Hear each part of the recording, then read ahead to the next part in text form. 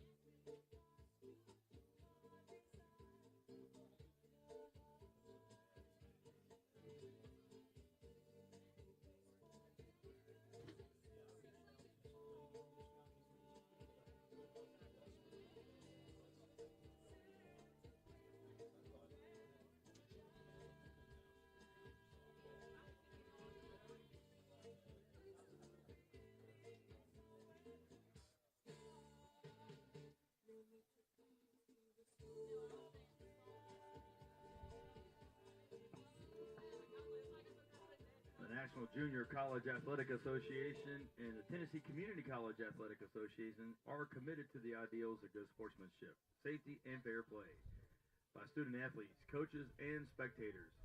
We ask that all spectators, coaches, and student athletes to show respect for the opposing team, game officials, and each other.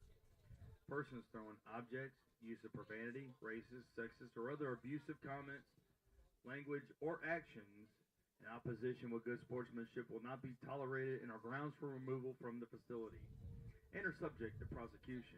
Your cooperation is greatly appreciated. Hey fans, be sure to check out the Game Time Sports Network at GameTimeSportsNetwork.com to see the live stream or rewatch any of the action that you might have missed from the 2026 TCCAA Region 7 softball and baseball tournaments. Also, fans, if you're getting hungry, we got you covered. Chick-fil-A is open, and we've also got some great options here at the concession stand located at the bottom of the press box for snacks and drinks. We started with 11. We're down to 5 teams. So congratulations, ladies, for making it this far. Winner of this game will play again at 5:30 this afternoon, currently scheduled for 5:30 against the Eagles of Dyersburg State. Immediately following this game, we'll have big action here as the Pioneers of Volunteer State and the Tigers of Chat State. The game will take place, currently scheduled for 3 o'clock. So action continues as this is game 2 of 4 today.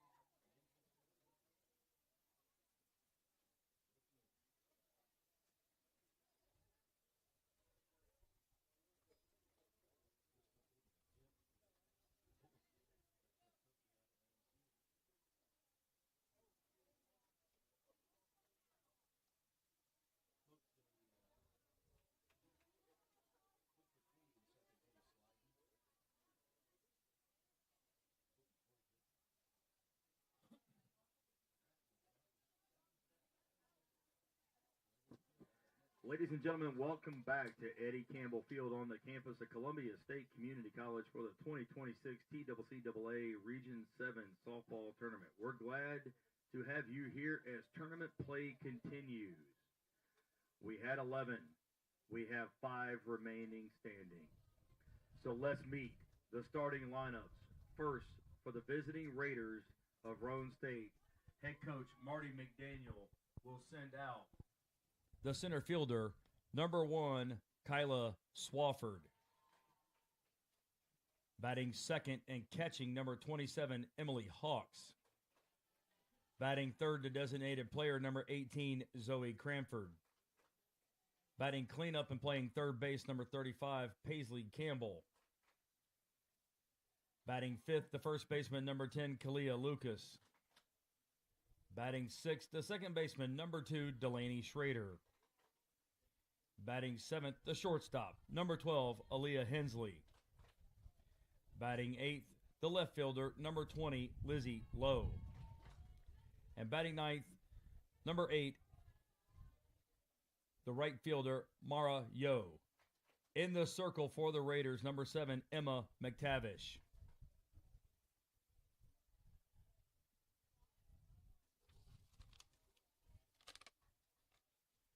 And now the Lady Senators from Walters State with head coach Brittany Purser leading off and playing center field, number 9, Addison Beach. Batting second and catching, number 6, Casey Pillion. Batting third, the first baseman, number 24, Elena Ross. Batting cleanup, the designated player, number 21, Brianna Seguero. Batting fifth, the second baseman, number 33, Brianna Hunley. Batting sixth, the third baseman, number 1, Naya Mullins. Batting seventh, the shortstop, number 23, Allie Surratt. Batting eighth, the left fielder, number 40, Brittany Layton. Batting ninth, the right fielder, number 27, Cameron Allen. And in the circle for the Lady Senators, number 20, Allie Jones.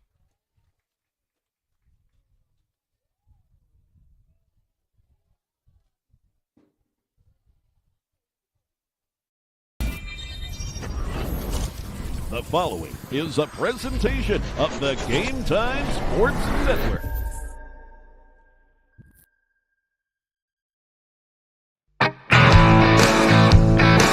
From Eddie Campbell Field on the campus of Columbia State Community College in Columbia, Tennessee, it's the 2026 TCCAA Region 7 Softball Tournament.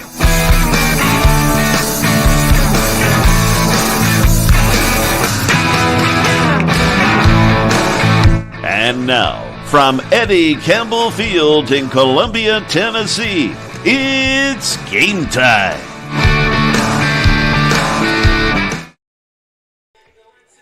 Yes, indeed, folks. Once again, it is game time. I'm Jay Harper, Game Time Sports Network, along with producer Jonas Harmon. Also up here with my pals Bill Connolly and Richard Murray, public address announcer and official scorer. We're gotten to really get close up here. We have no choice. But here we are, Roan State and Walters State getting after it in Game 2 here at the TCCAA Softball Tournament, Eddie Campbell Field, on a lovely Monday in Columbia, Tennessee. Allie Jones in the circle for the Lady Senators. And the first batter she faces is the center fielder for the Lady Raiders of Roan State. This is Kyla Swafford. Marty McDaniel leads the Lady Raiders, as he has for some time. He's assisted by Brett Ellison, Kelly McDaniel, and Beth Smith. They're the number 5 seed in the tournament with a 20-8 conference record, 27-17 overall.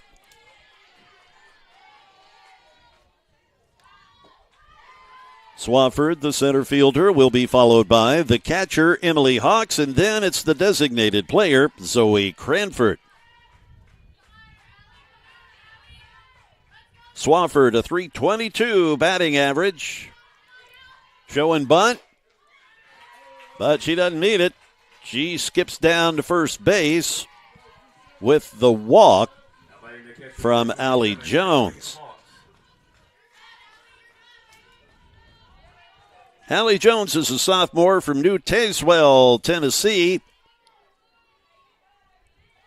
This her 19th start of the year, 27th appearance overall, 65 and a third innings of work coming into today with a 4-6 record, 5.68 earned run average as she hurls in a first pitch strike to Emily Hawks, the Lady Raider catcher.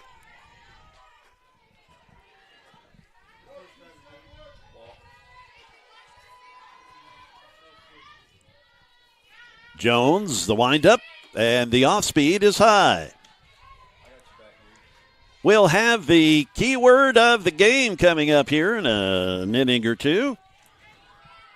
Those of you that have been joining us on that, having some fun, we'll have it again for you. The 1-1 pitch. That moves Hawks off the plate. And just barely getting in there, Kyla Swafford, a nice bump, pop-up slide.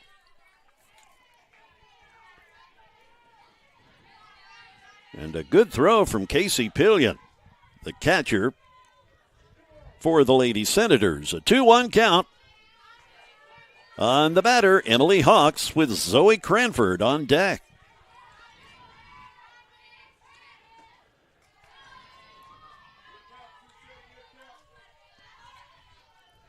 Three balls and a strike with a runner on second. Nobody out.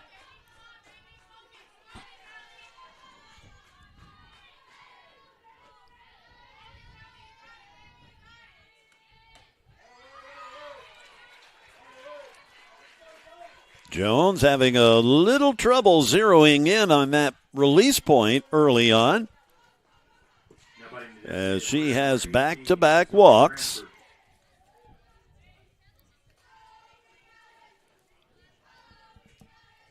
Zoe Cranford, the batter.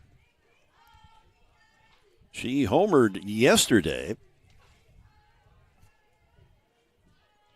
That her 8th home run of the year.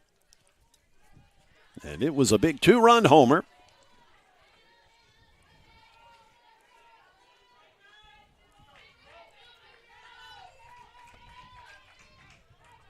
Two runners on, nobody out, as the Lady Raiders already threatening, as they are bringing up the heart of the order. A first pitch strike from Jones.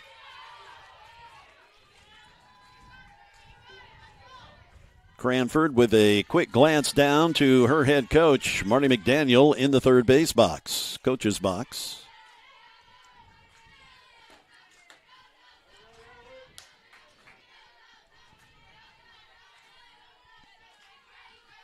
A 1-1 count. Sure, there's not much in the way of signs going on. It's like, hey, see ball, hit ball. Find one you like, pick it out, and give it a ride. Nice pitch as Jones recovers to go 1-2. The cleanup hitter, and boy, she cleans up quite a bit. Paisley Campbell due up next.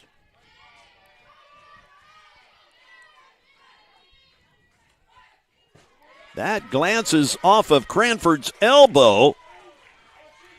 The hit by pitch, with the team leader in home runs stepping up to the plate with bases loaded and nobody out for the Lady Raiders. That would be their third baseman, Paisley Campbell.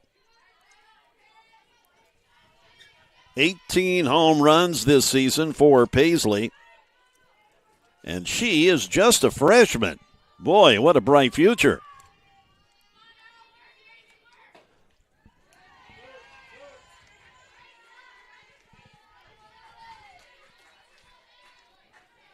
Allie Jones already working herself into some early trouble. Top of the first, bases loaded, nobody out, and the cleanup hitter at the plate.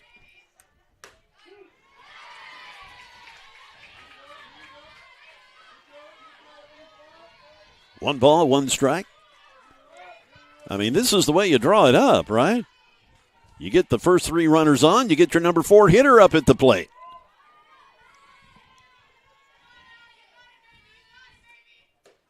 And a beautiful pitch from Jones. I think that kind of stunned Campbell a bit. The off speed, catching Paisley a little in between.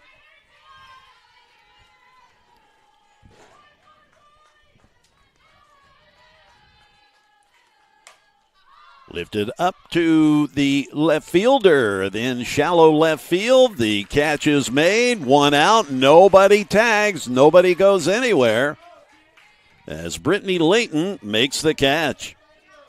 A huge out. Now batting the first baseman, number 10, Kalia Lucas.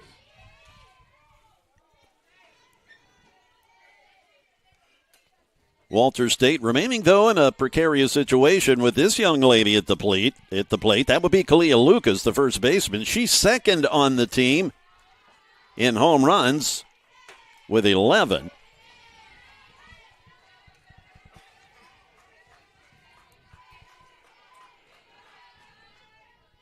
A first pitch ball from Allie Jones to Lucas.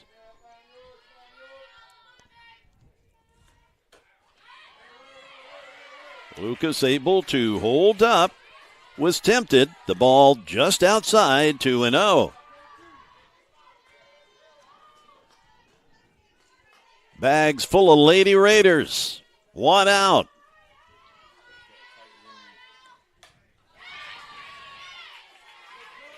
Kalia not missing that by much. 2-1. Delaney Schrader, the second baseman. She stands in the on-deck circle, cheering on Kalia Lucas in the batter's box. That is a base hit out to left field. One run scores. Another runner being waved across, and Cranford makes her way to third from first. It's a stand-up double for the first baseman, Kalia Lucas, to make it 2-0. As the Lady Raiders strike first in the top of the first. Now batting the second baseman, number 2, Delaney Schrader. Delaney Schrader, the batter, with one out and two runners on.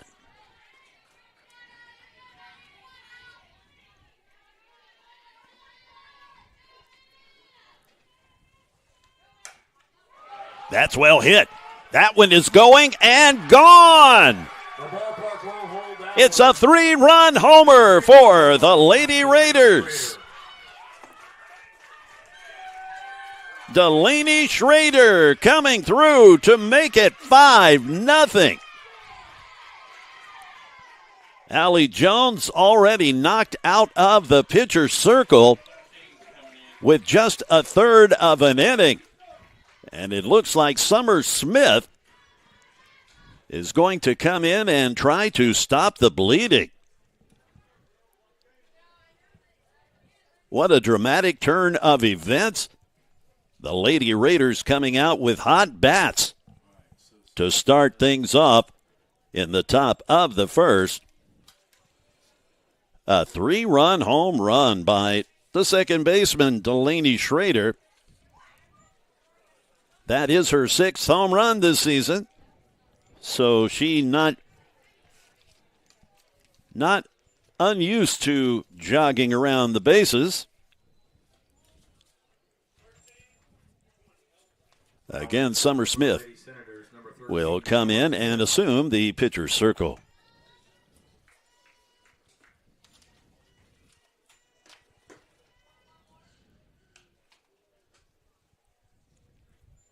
Lady Senator fans just in stunned silence. We've got 2 more games to get to after this one. The winner of this game will be in the nightcap later today. Dyersburg State came away with a victory in Game 1 this morning, defeating Jackson State. So Dyersburg State, they are just chilling here at the ballpark. They wanted to watch this game to see who they would be playing.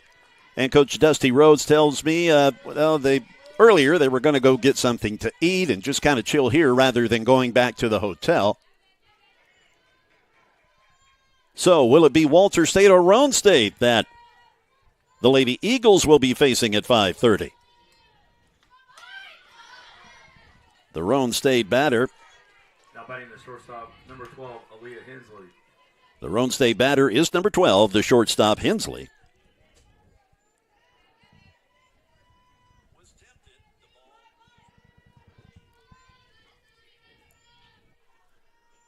The 0-1, 1-1. Hensley hitting .311 this season.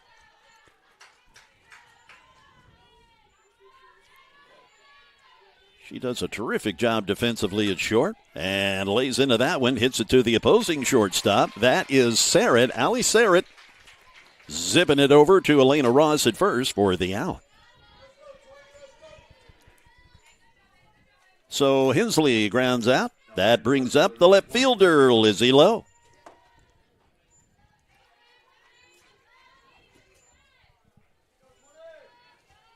Lizzie, a .358 average. Looks at a first pitch strike from Summer Smith, who has come in to try to shut down the momentum already created by these Lady Raiders in the top of the first. This is the 33rd appearance of the year for Summer Smith. A 12-6 record coming into today, 106 and a third innings pitched. A 4.87 earned run average. A strike call.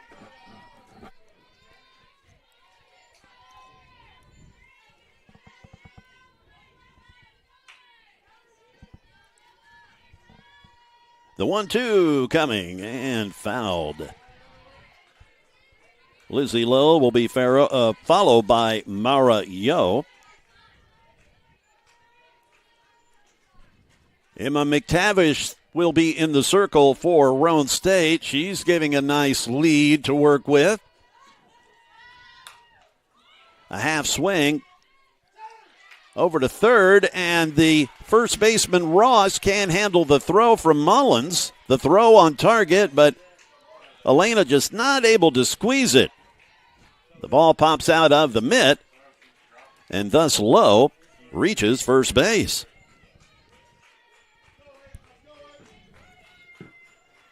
I'm guessing that would be ruled an error. Is that an E3? I would think so. Mario, the batter, 2 away.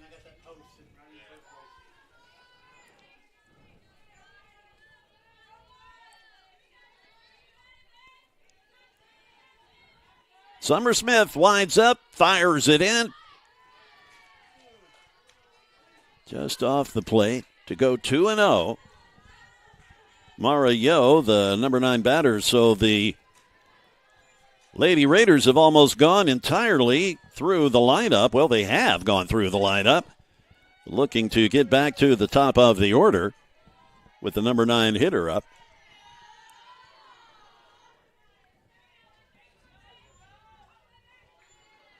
Mara, a cool .378 average. She works a walk, so we are back to the top of the order. Now batting the center fielder, number 1, Kyla Swafford. Swafford walked in her first time up.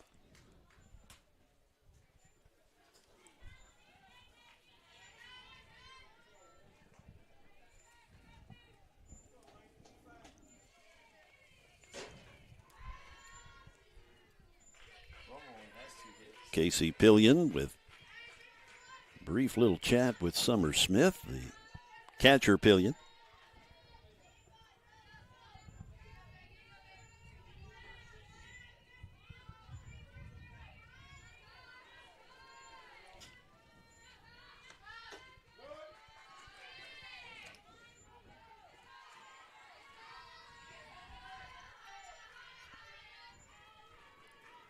Five 0 Roan State, and they've done all this in the top of the first with only 2 hits, a double and a 3-run homer.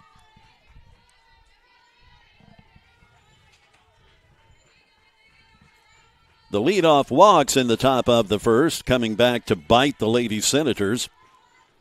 The batter at the plate right now walked, and so did Emily Hawks, the next batter coming up.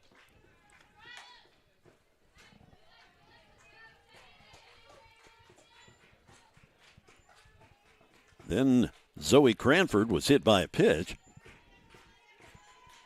And Paisley Campbell, she fouled out, or flied out. Then Kalia Lucas got up, hit that double to knock in a couple. And then Delaney Schrader's big 3-run blast puts it at 5-0.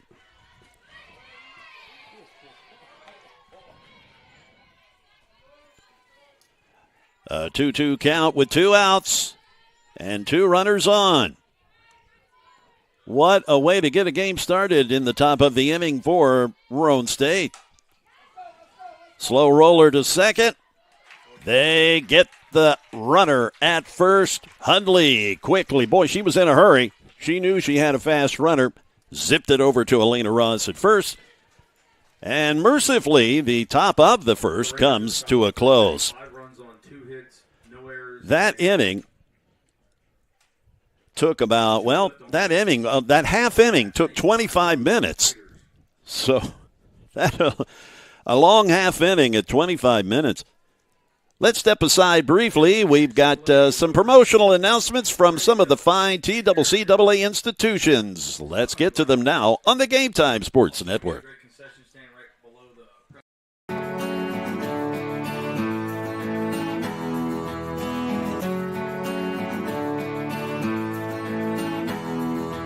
I chose Columbia State because it was very convenient, it's close to home. I get a real sense of community, a sense of family. I absolutely fell in love with the campus and the faculty and the programs and everything like that, and it was so awesome for me. Explore your opportunities. Ball State is amazing. Here you'll get a top-notch education with professors who inspire, and with Tennessee Promise or Reconnect, it can be very affordable. Ball State offers small class sizes, 4 convenient locations, and we are big on experiences. Whether you thrive in the lab, the studio, the field, the classroom, or just enjoy hanging around campus, join the family. Go to ballstate.edu to get started. Back we are as Roan State jumping out to an early lead in the top of the first, and they have decided to replace their pitcher as Emma McTavish was listed in the initial lineup submitted by Coach McDaniel to be the starting pitcher, but now Zoe Cranford, who's the DP, she in the circle for the Lady Raiders. And she faces Addison Beach, the leadoff batter for Walter State.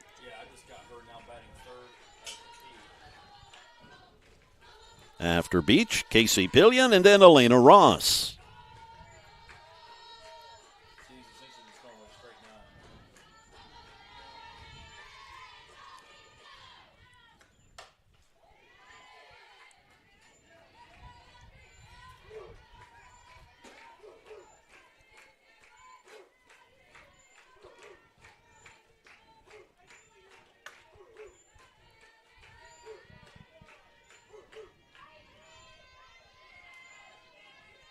We'll get to Zoe's pitching stats here in a moment.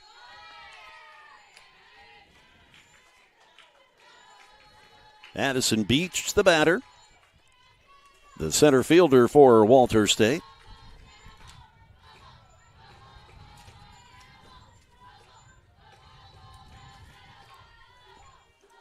Beach with a .524 batting average.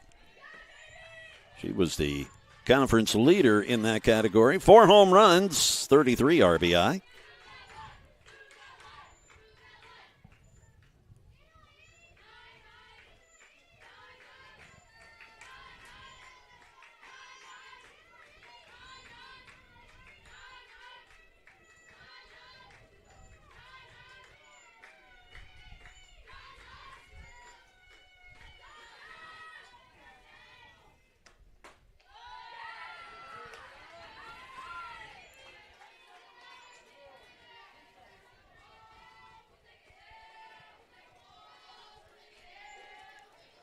We are full up on the Lady Senator leadoff batter, Addison Beach. The payoff pitch coming from Zoe Cranford. Swung on and foul.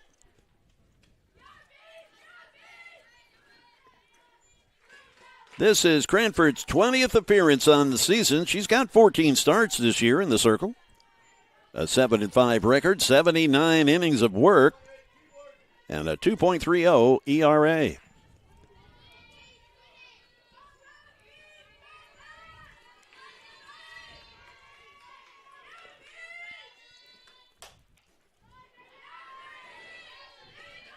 Beach certainly making Cranford work in the first at bat for the Lady Senators.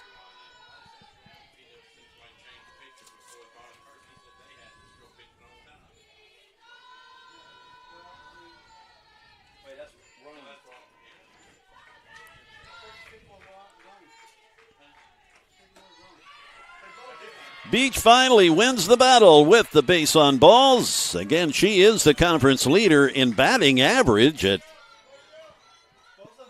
well, she's hitting .524 coming into today's game. Casey Pillion will now step in. Casey, the catcher for the home team in this one.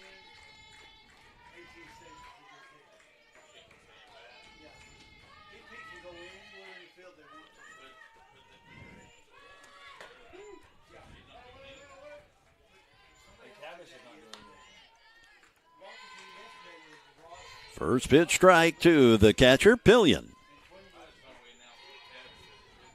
I did, because that's what was on here.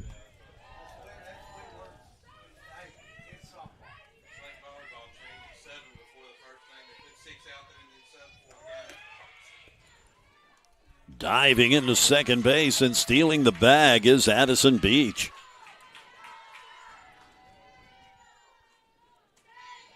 Addison, fifth in the conference in stolen bases with 29, that being her 29th.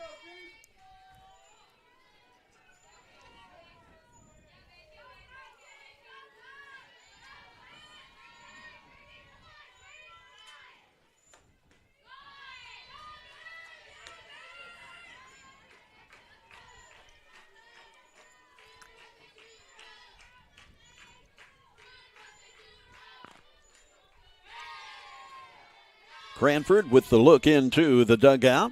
Now the wristband glance, and here comes the pitch.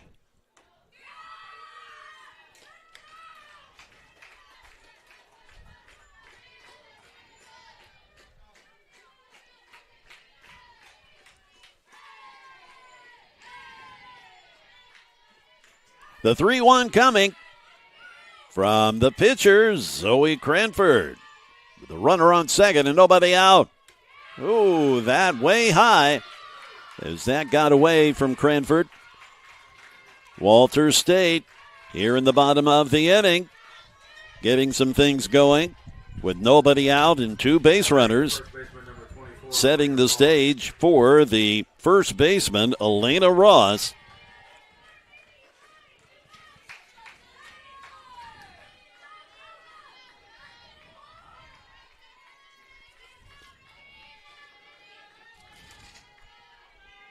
Elena's a sophomore from New Bremen, Ohio.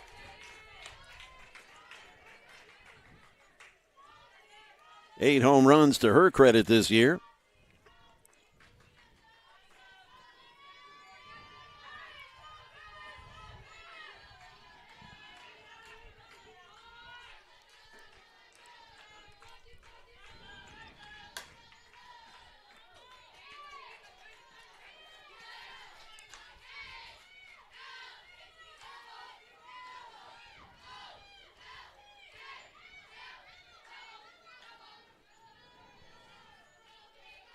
The 0-2 coming to the Lady Senator first baseman, Elena Ross.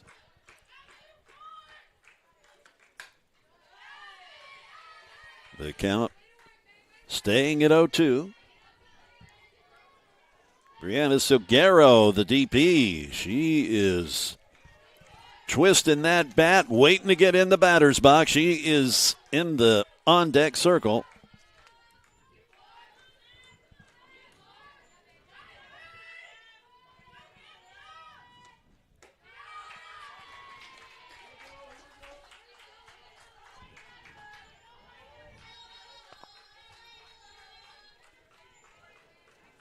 These Raider uniforms in the blue almost looks like reminiscent of Dodger uniforms.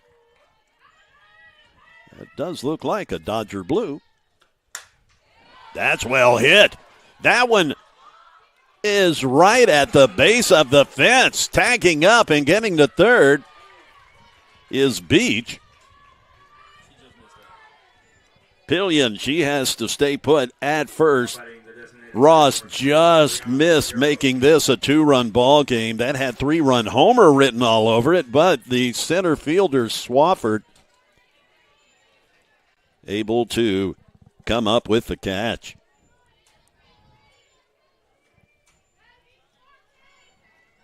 One away for Silguero, the designated player now at the plate.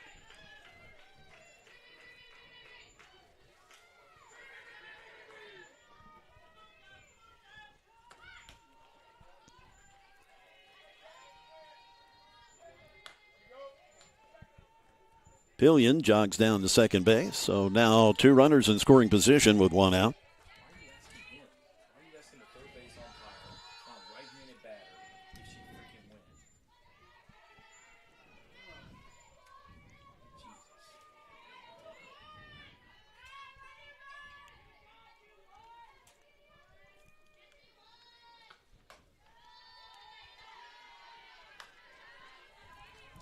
A 2-0 count.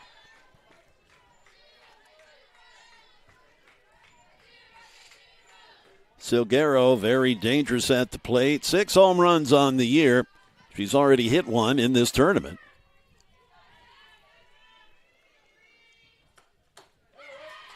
She's going for another one there.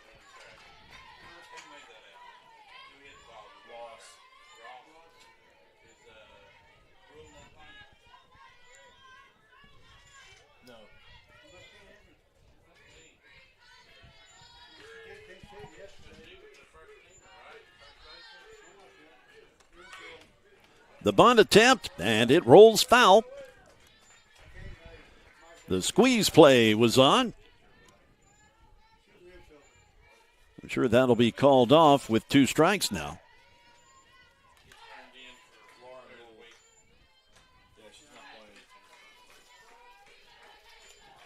The count at 2-2.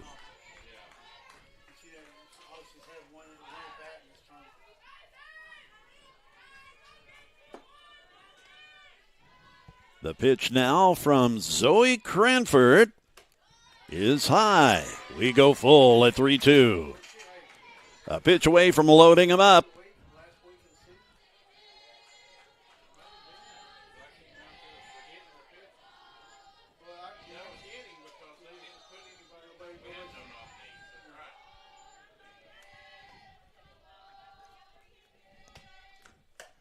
And another foul. We're still full up with 1 down and 2 on.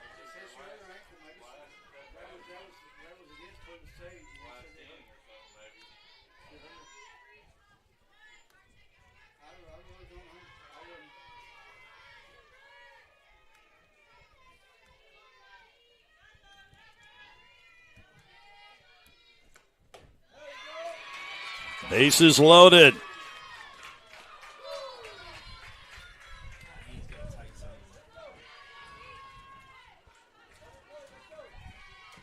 Second baseman number 33, Brianna Hunley.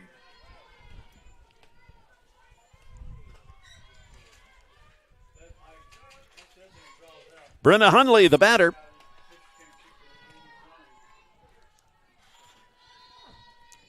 Kelly McDaniel wants to come out and chat about things.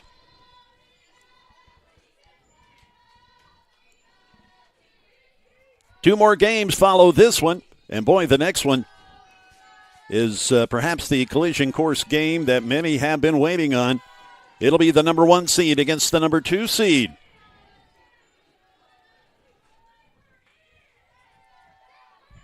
Volunteer State, the number 1. Chattanooga State, the number 2. Many thinking that could be the precursor to a subsequent championship matchup between those two.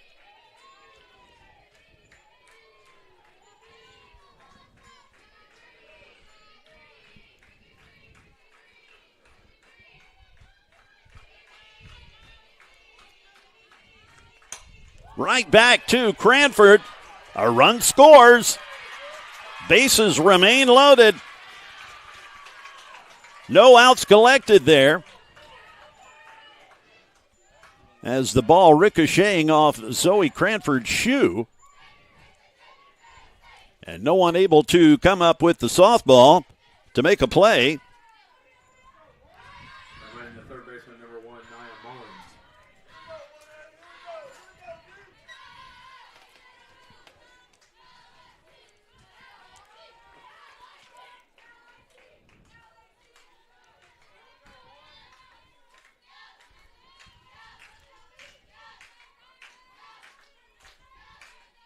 Nia Mullins, the batter. She looks at a first pitch strike from Zoe Cranford. Still just 1 out. Tying run at the plate.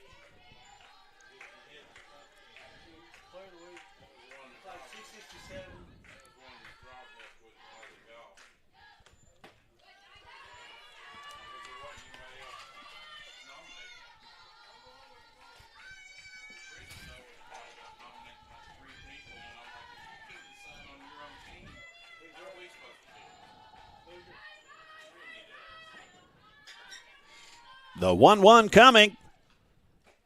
And it's a called strike. 1 ball, 2 strikes with 1 out. The Lady Raiders jumping out to a 5-0 lead, but here are the Lady Senators doing their part to continue to threaten.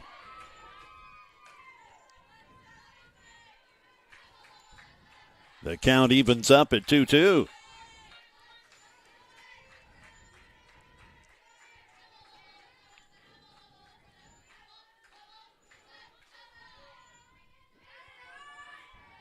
With 1 out and bases loaded, Cranford delivers. Lifted out to center field. The catch is made. The runner tags at third. And the runner tags from first to second and second to third. So adding another run to the board as the Lady Senators chip away and make it 5-2. 2 outs.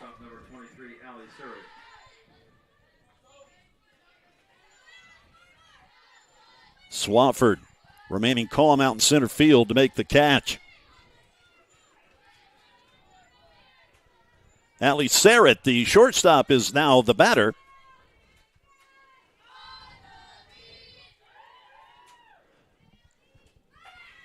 Dropping a bunt. And a run does score. So the squeeze brings another run across to make it 5-3.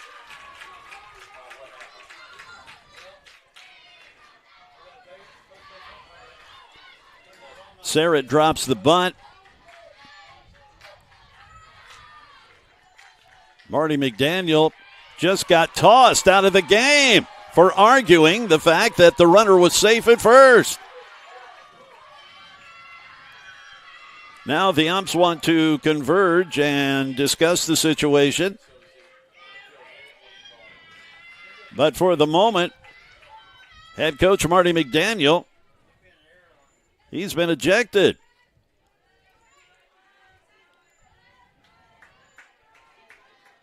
This an all or nothing game for both of these teams. Emotions running high, as you can well imagine.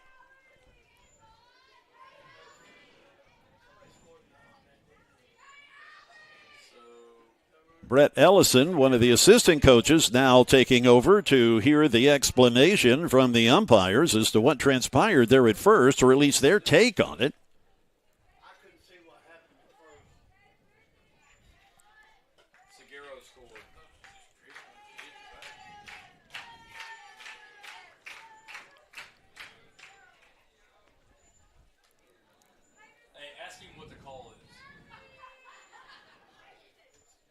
So the assistant coaches, Ellison and Kelly McDaniel, they walk away from the umpires. A 5-3 score currently.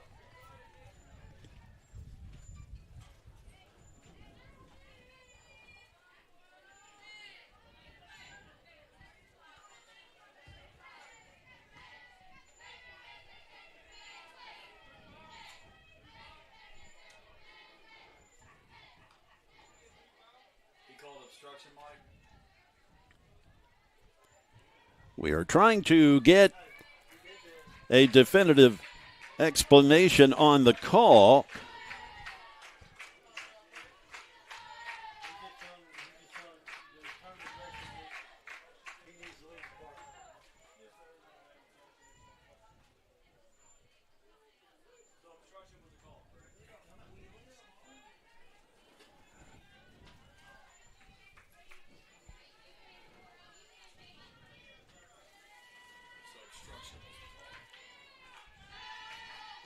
Obstruction the call, thus the safe call by the runner at first, as that is Allie Sarrett. 2 runners on, 2 outs, 5-3 score.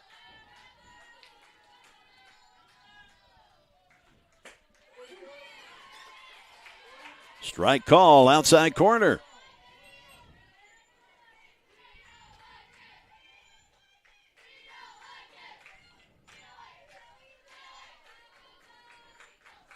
The 1-1 coming with 2 outs and 2 on. Laid down to third base. And the catch cannot be made. Campbell fielding it. And Lucas couldn't squeeze it. That will load up the bases for the next batter with 2 outs. Tying run in scoring position at second base. A go-ahead run at first. The Lady Raiders exploding in the top of the first. And, the Lady Senators saying, hold my, chocolate milk. They are, for the most part, underage, of course. First pitch strike to the next batter. This is Cameron Allen.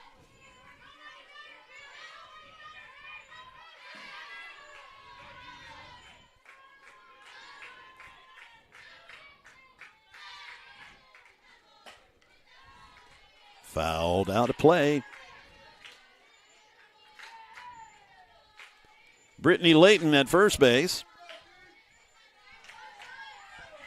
Allie Sarrett at second.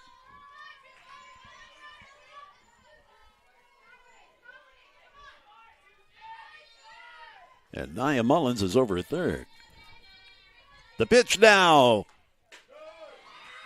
That pushes Allen off the plate.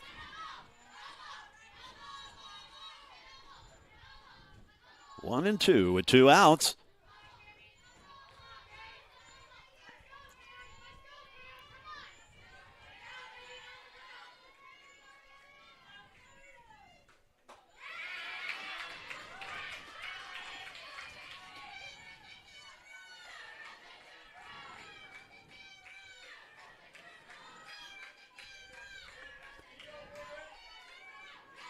Zoe Cranford, a look into the Roan State dugout.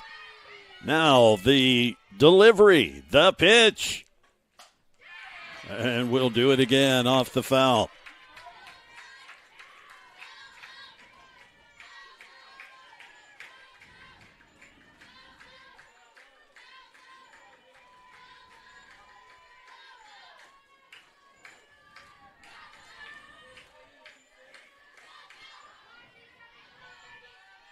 The 2-2, bases loaded, 2 outs. Foul. Cranford getting her share of work in. Allie Ross was the starting pitcher for Walter State. She got knocked around a bit, so much so that Coach Brittany Purser elected to replace her in the first inning with Summer Smith. Now, Zoe Cranford giving a taste of a similar scenario.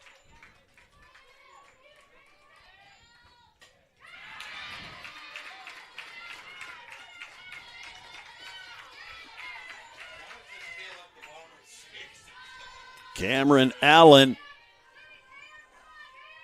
She is certainly getting to see a lot of Zoe Cranford pitches.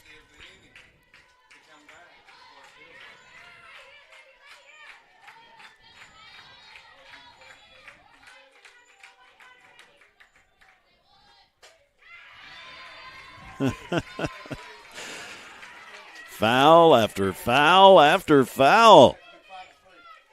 We're not even done with the first inning, and we've already played over an hour. 35 minutes for the top of the first, and we're at about 30 minutes now for the bottom of the first inning. Cranford delivers another. And the out made at second base. So the inning coming to a close on the Game Time Sports Network.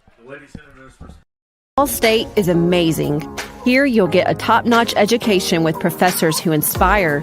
And with Tennessee Promise or Reconnect, it can be very affordable. Ball State offers small class sizes, 4 convenient locations, and we are big on experiences. Whether you thrive in the lab, the studio, the field, the classroom, or just enjoy hanging around campus, join the family. Go to volstate.edu to get started. In 1967, West Tennessee's first community college opened its doors. In the decades since, graduates have made a name for themselves as healthcare professionals, community leaders, business owners, veterans, educators, and so much more. With 3 generations of Jackson State graduates leading the way, the future has never looked brighter for West Tennessee. We are your community college. We are Jackson State. All right, folks, we're back here. Jay taking a quick break here as we go to the top of the second inning here. Raiders now stick with us. My goodness, what a long first inning here. We're going to lead off the top of the second inning with Emily Hawks. And now batting the catcher, number 27, Emily Hawks. Emily walked her first time and came around the score, one of the 5 runs there for the Raiders. In there 4 strikes, she takes that one. Clarification from the umpire, obstruction on the first baseman was the call, which would created all the controversy in that bottom of the first inning on the ball hit by Allie Surratt. The delivery off the plate there evens up the count at 1-1. 5 runs on 2 hits there for the Raiders, and the Senators, Lady Senators, respond with 3 runs on 2 hits of their own. Swung on and hit into left field. Unable to come up with it is the left fielder, Brittany Layton, and into second base with a double is Emily Hawks. Now batting the pitcher, number 18, Zoe Cranford. And as you heard me just say, that'll bring up Zoe Cranford with a runner in scoring position in Hawks, and this game is going to be a dandy. Knock on wood, we have been playing on schedule or ahead of schedule for the entire tournament. And now the Raiders and Senators have decided that this is going to live up to be the billing of a great softball game. So far, it has delivered in the first inning here. So tune in, strap in, and hold on, because this could be an outstanding game here. Over but low. Umpire with a, I would say, a very small strike zone, but he is consistent. So and that's all you can ask for from umpires. The delivery, the 2-0 is in there for a strike. 2-1 now to Zoe Cranford. Zoe hit by a pitch in her first at bat. She came around to score as well.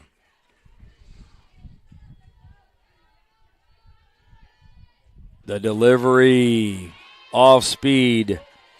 Summer Smith with a dandy taking something off of that one. That'll even up the count at 2-2.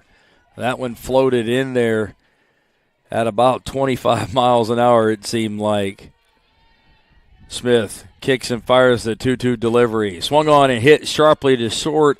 Up with it and across the diamond in time. 6-3 on the putout. Good play there by the shortstop, Allie Surratt, to have the first out. She also was able to look the runner back in Hawks, and so Hawks had to stay in place. Now batting to third baseman, number 35, Paisley Campbell.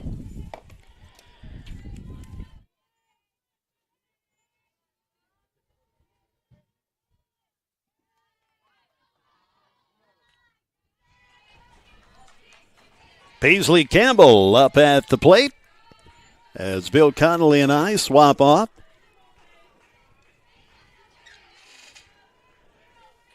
Jay Harper back with you, Game Time Sports Network. Campbell takes a hack. That gets over the left fielder's head. Layton coming in to score is Hawks, the catcher. Campbell with a double.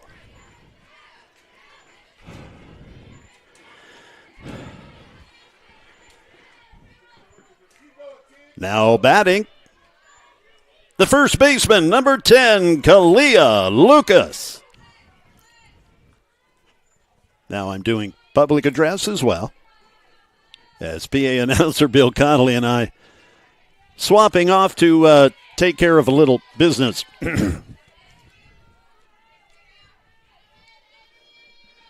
A runner on, 6-3 now.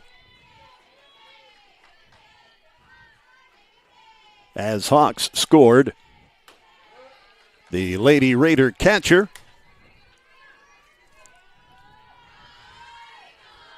A 1-1 count on the first baseman, Lucas.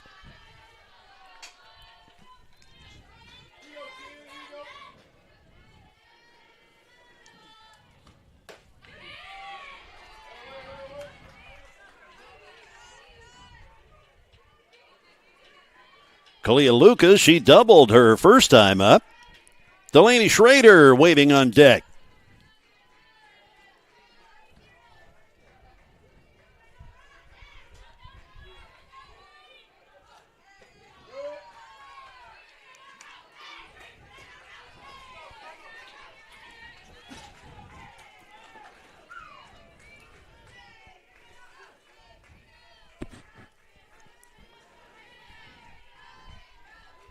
The 2-1 coming with one out and a runner on. And it's a called strike. Summer Smith remaining in the circle for the Lady Senators. Allie Jones started things off for Walters State. Allie got banged around a little bit there in the top of the first, so Coach Purser electing to make a change at that point. Lucas works herself a walk. 2 runners on for the next batter. The home run hitter, Delaney Schrader. Her 3-run blast there in the top of the first made quite the difference.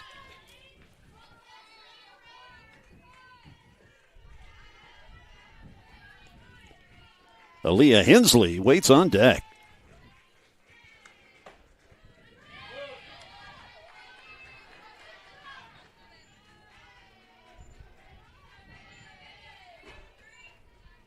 The Lady Raiders come into this game the number 5 seed of the tournament. Walters State, the number 3 seed. The winner of this game will play the team that won in the first game this morning. That would be Dyersburg State as they defeated Jackson State. Coach Dusty Rhodes and his crew, many of them still here at the park to observe what's happening here, because the winner is who they'll play later tonight. A 3-1 count.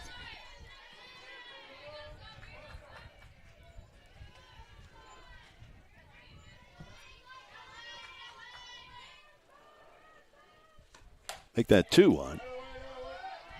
Foul ball.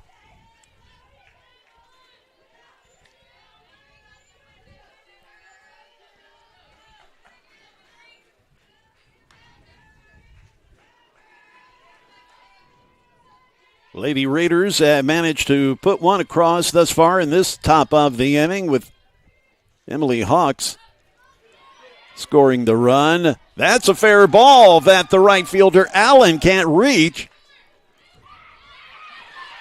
Oh, my goodness.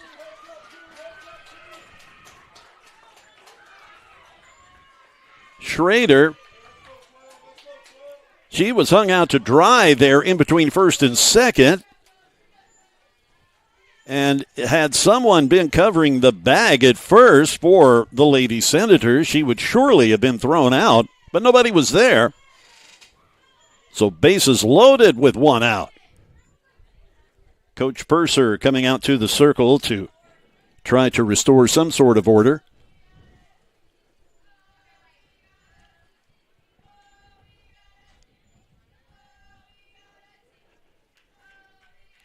As mentioned, the winner of this game takes on Dyersburg State. That's a 5:30 scheduled start.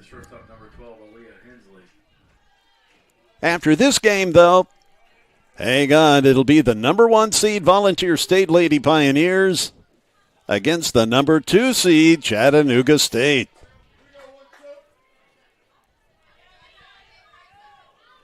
That's scheduled to begin at 3 p.m.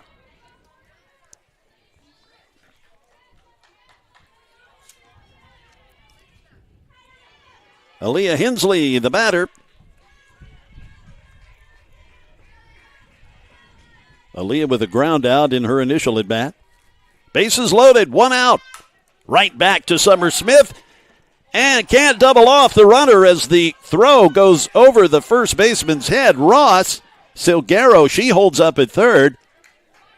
But Campbell comes around to score to make it 7-3.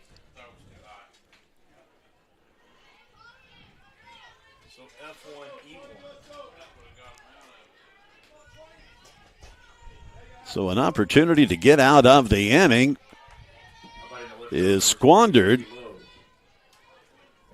on the error, the throwing error from Summer Smith. Had the throw been on target, they surely would have had the runner doubled off, and it would have been out of the inning.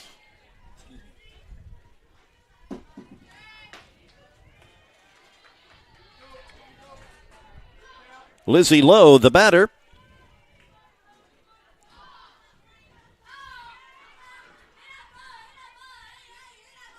One ball, no strikes with 2 outs.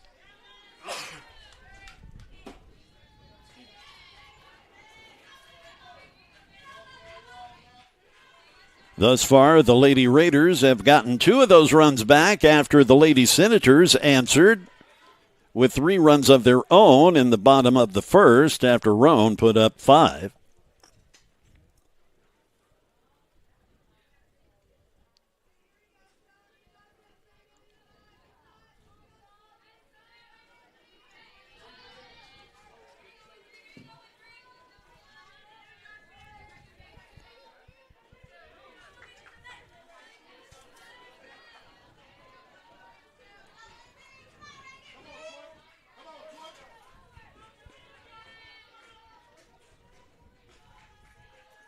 The pitch. Low with a good eye. Looks at it low. 3 balls and a strike with 2 outs.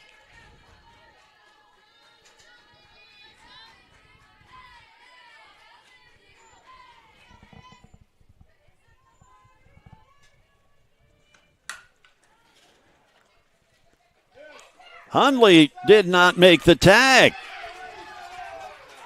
The runner scoots by her. So the third out eludes Walter State.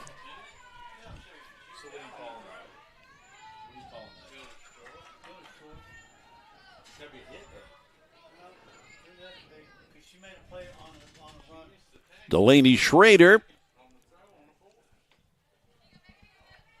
She just sneaks past Hundley to get to second base.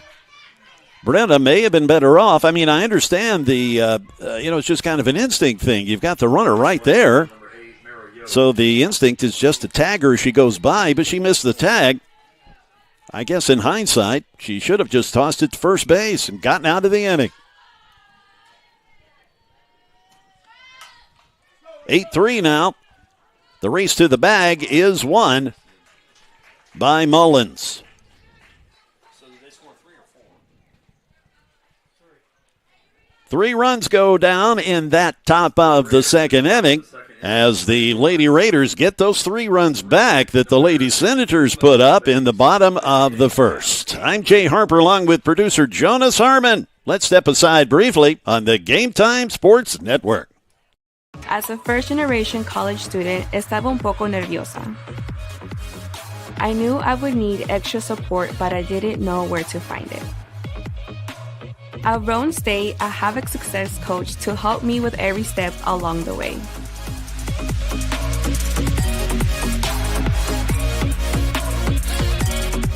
Para más información, visita la página roanstate.edu.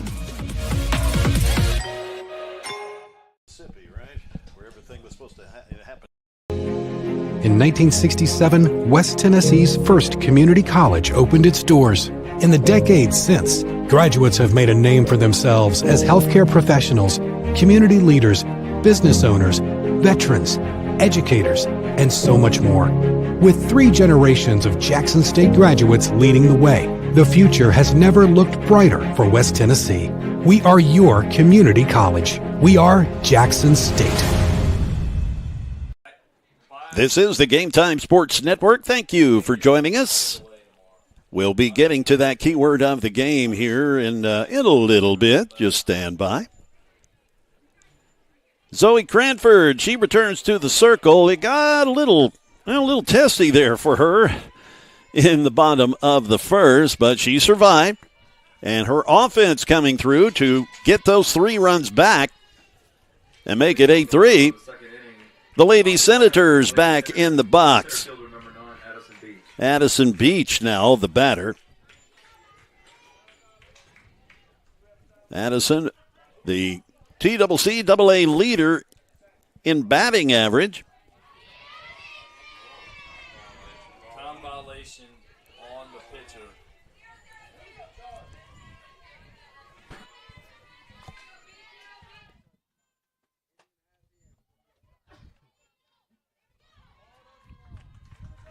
A fine play as the ground out happens. Beach is retired via the ground out. Casey Pillion, she walked initially. Now she, the batter. She with a big home run yesterday. Casey leading the team in homers with 15.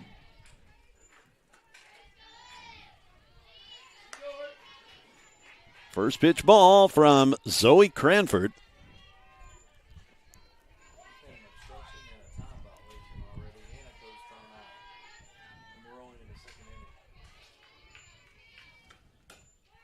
Up and away in the zone. Casey, the number 2 batter in the order, and the first baseman, Elena Ross, standing by on deck. The 2-0 pitch coming from Cranford.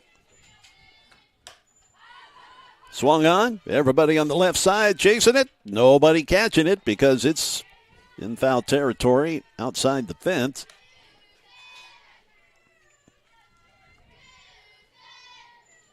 So they put a strike up on the board, 2-1.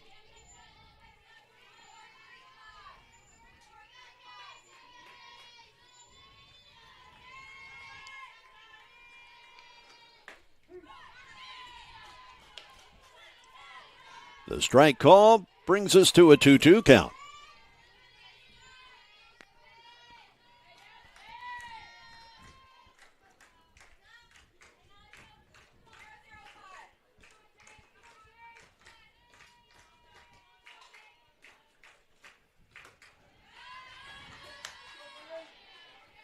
Cranford trying to get a changeup up there. She did change speeds effectively, but missing the target.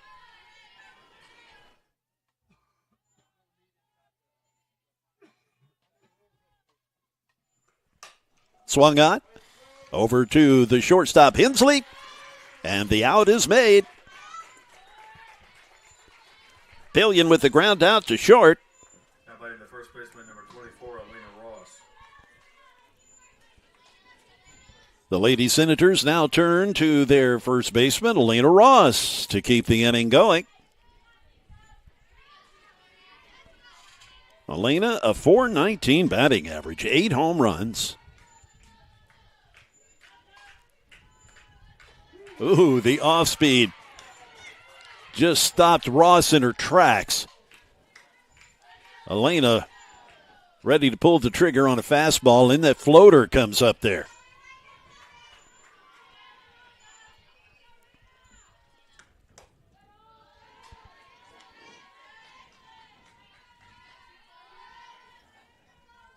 Nobody on base with 2 outs.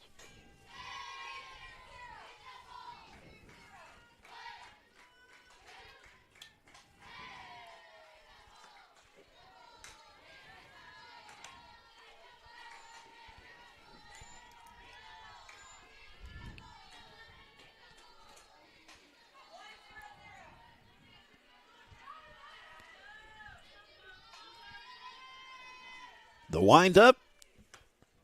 That just gets away from Cranford, as that just sailed above everyone. Brianna Salguero, the DP, studying Cranford quite intently in the on-deck circle.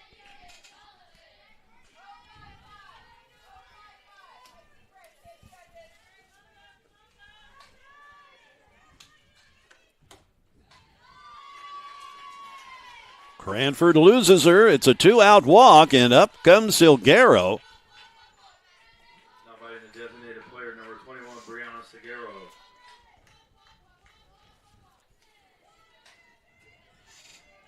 Do we have a word for game yet?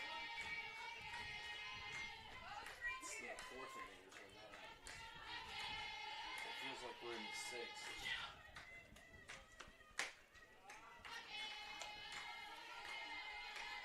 First pitch ball to Salguero. We're an hour and a half into this one, and we haven't even played 2 full innings yet. That first inning taking over an hour to complete. 35 minutes at the top of the inning for the Roan State Lady Raiders as they put 5 up.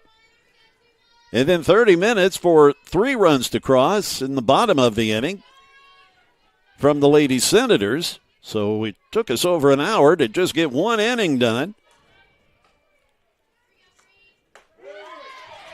The strike call.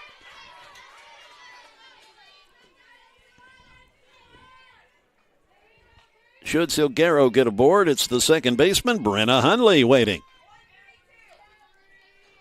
Runner on first. The 1-2.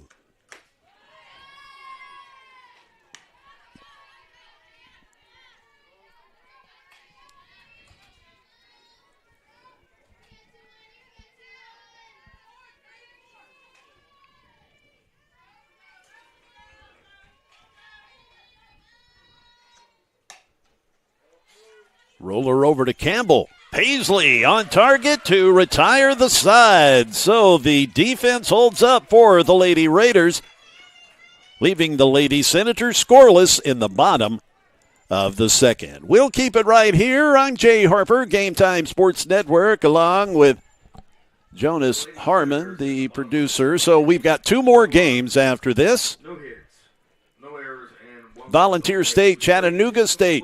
That happens when this one ends. Now, currently it's scheduled for a 3 o'clock start. The rate this one's going, that one might be delayed. We pretty much had games beginning anywhere from 10 to 15 minutes early here the last day or so.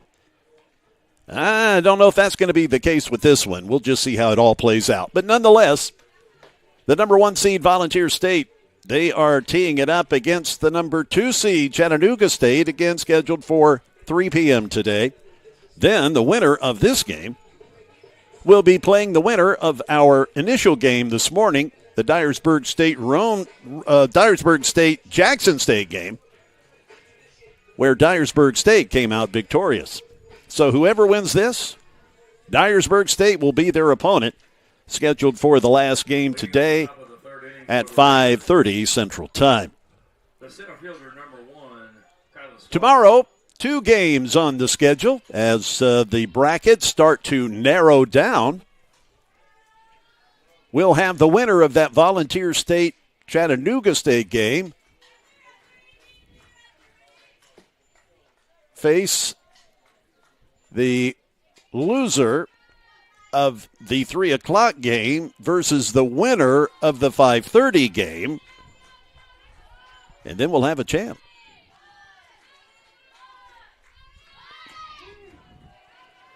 Summer Smith fires in a first pitch strike to Kyla Swafford,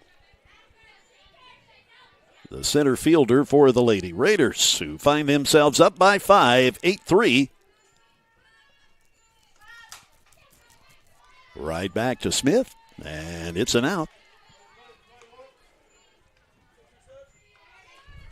Emily Hawks, the batter. She scored her last time up. She crossed the plate. That's how you score, crossing the plate. Hey, it's been a long tournament. And we're having a blast, though, and it's going to get even longer as we're going to be here at least until Friday as Emily Hawks pulls it foul. The baseball portion of the tournament getting underway tomorrow.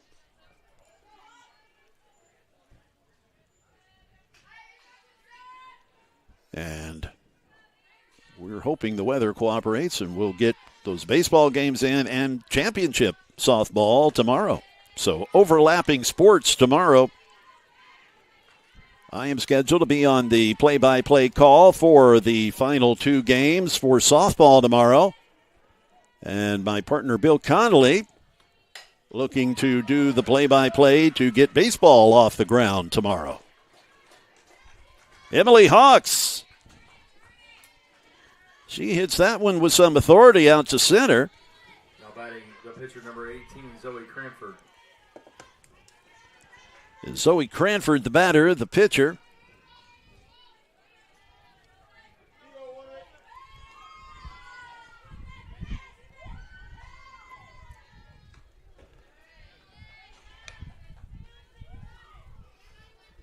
It's a first pitch ball to Cranford.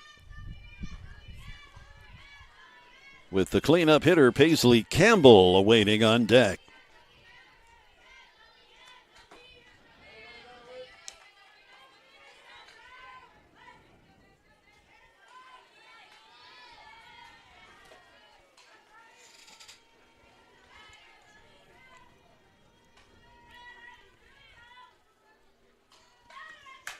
The 2-0 is laced out to center field. 2 runners on now with 1 out for the cleanup hitter, the third baseman, Paisley Campbell.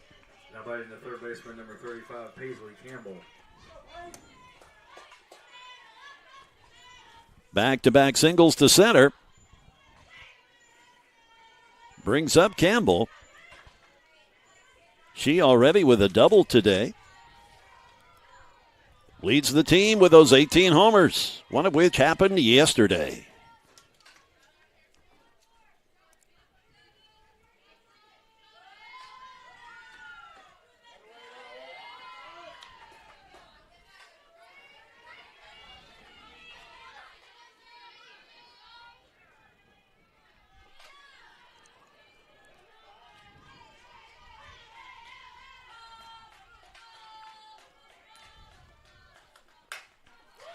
Just out of reach of the shortstop, Sarrett, racing toward the plate. And sliding in safely is Hawks. She scores for the second time today in successive innings. Now batting the first baseman, number 10, Kalia Lucas. Paisley Campbell with the RBI single. Kalia Lucas, the batter. 9-3, our score. The number 5 seed thus far is duking it out and winning the battle with the number 3 seed, Walter State.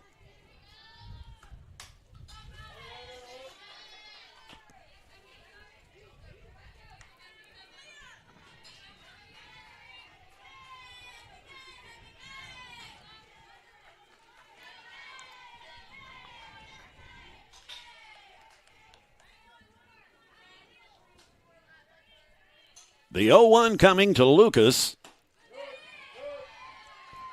That looked good, but apparently not. 1-1.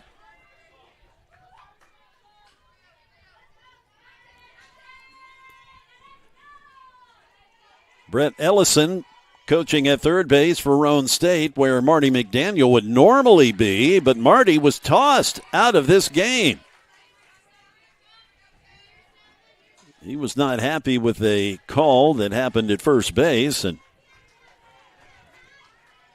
Marty apparently protesteth too much.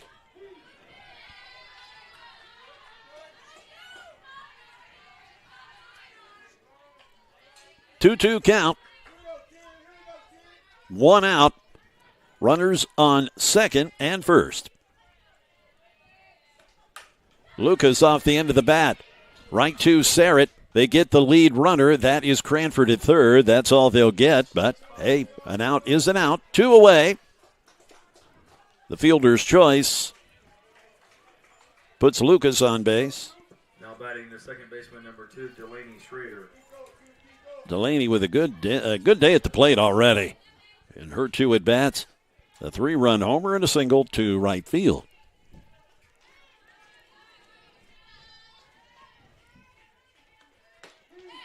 First pitch strike from Summer Smith.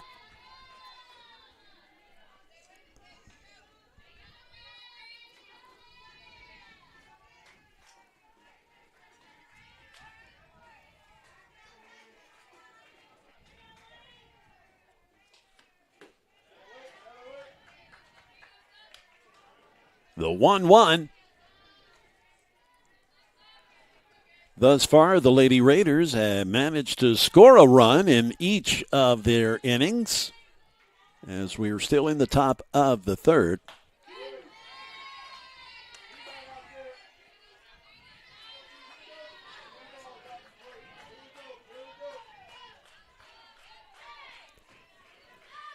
With 2 on and 2 out and 2 strikes, the pitch swung on. Back over to Sarrett, who flips it to Hunley. And the inning is done.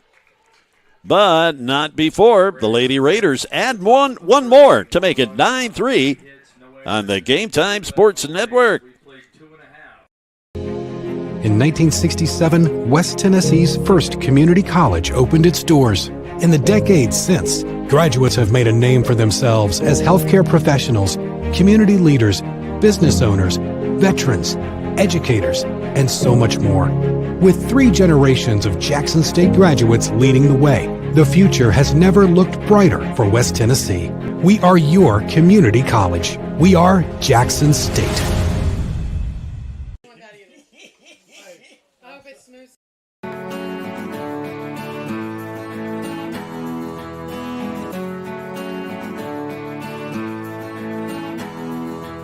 I chose Columbia State because it was very convenient, it's close to home. I get a real sense of community, a sense of family. I absolutely fell in love with the campus and the faculty and the programs and everything like that, and it was so awesome for me. Explore your opportunities. Some of those, sometimes that's a softball play. It didn't look deliberate in any way, but regardless, the call was made. Back we are, Game Time Sports Network, as the bottom of the third inning about ready to get underway. I'm Jay Harper along with producer Jonas Harmon as Zoe Cranford delivers the first pitch. The batter is Brenna Hundley, the third baseman.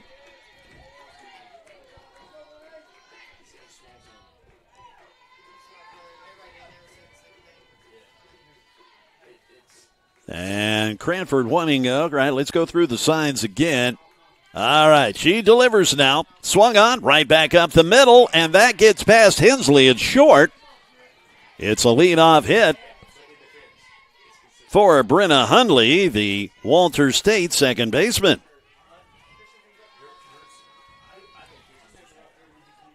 Nia Mullins is the third baseman, and now it's her time to step into the batter's box for Walter State.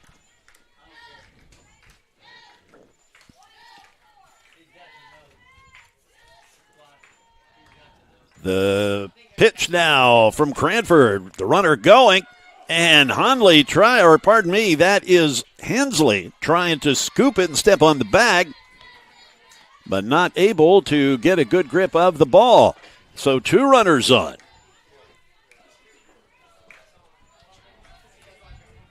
Now batting the shortstop, number 23, Allie Sarrett. Nobody out for Allie Sarrett, the shortstop.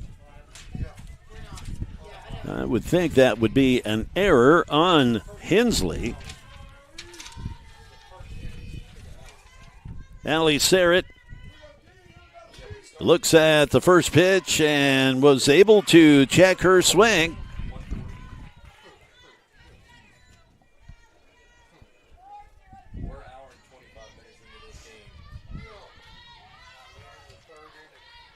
The 0-1 pitch coming now from Zoe Cranford. And the swing and the miss.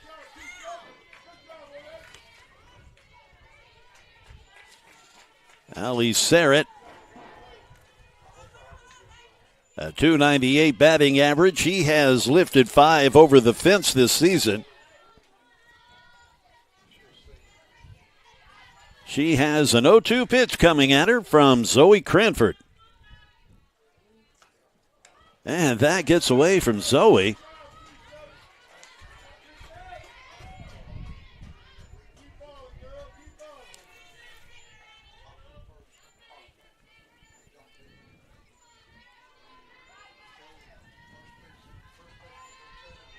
One ball, 2 strikes. Fouled back out of play. Brittany Layton waiting on deck, the left fielder.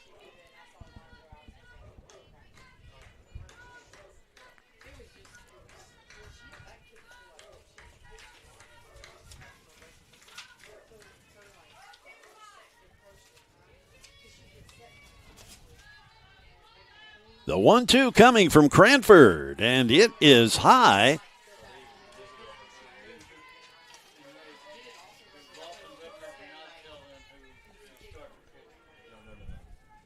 Emma McTavish was listed on the lineup card that was delivered before the game from Coach McDaniel. Cranford in the circle as that is lifted out to left field, drifting back, and making the over-the-shoulder catch is Lizzie Lowe. The runner's tag, but a fine defensive play from the left fielder. The over-the-shoulder catch, Lizzie Lowe.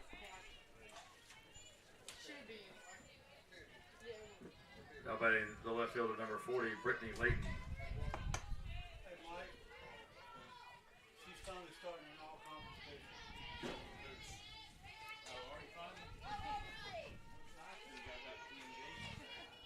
Brittany Layton, the batter from the left-hand side, tries to drop a butt. There's Campbell, who comes in, lays out, and makes the catch.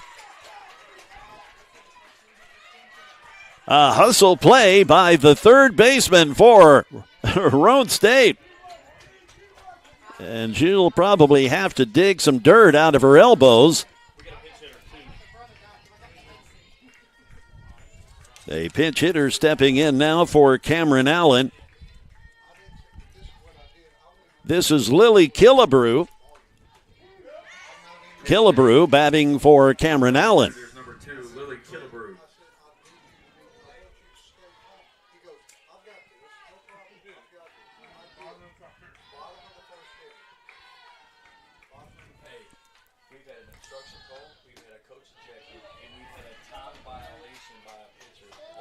One ball, 1 strike, 2 outs.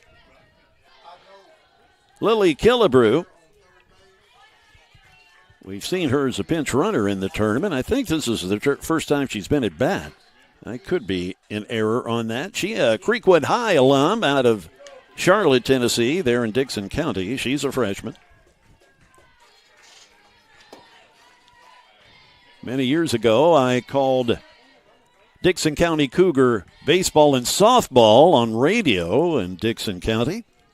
And boy, that Creekwood-Dixon High rivalry was pretty intense, shall we say. Gosh, that was 20 years ago now.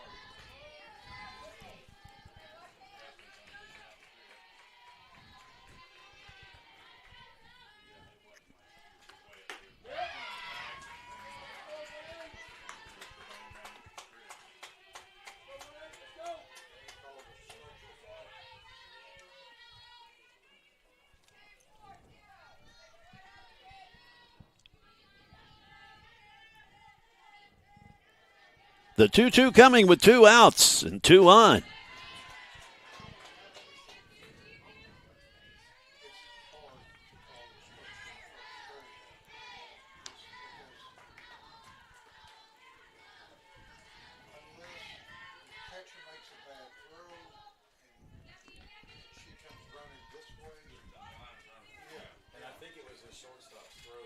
We'll do it again, the 2-2 with 2 outs, 2 on. And we'll do it again. The 2-2 with 2 outs and 2 on. There's an echo in here. Stand by. We'll have that keyword of the game coming up.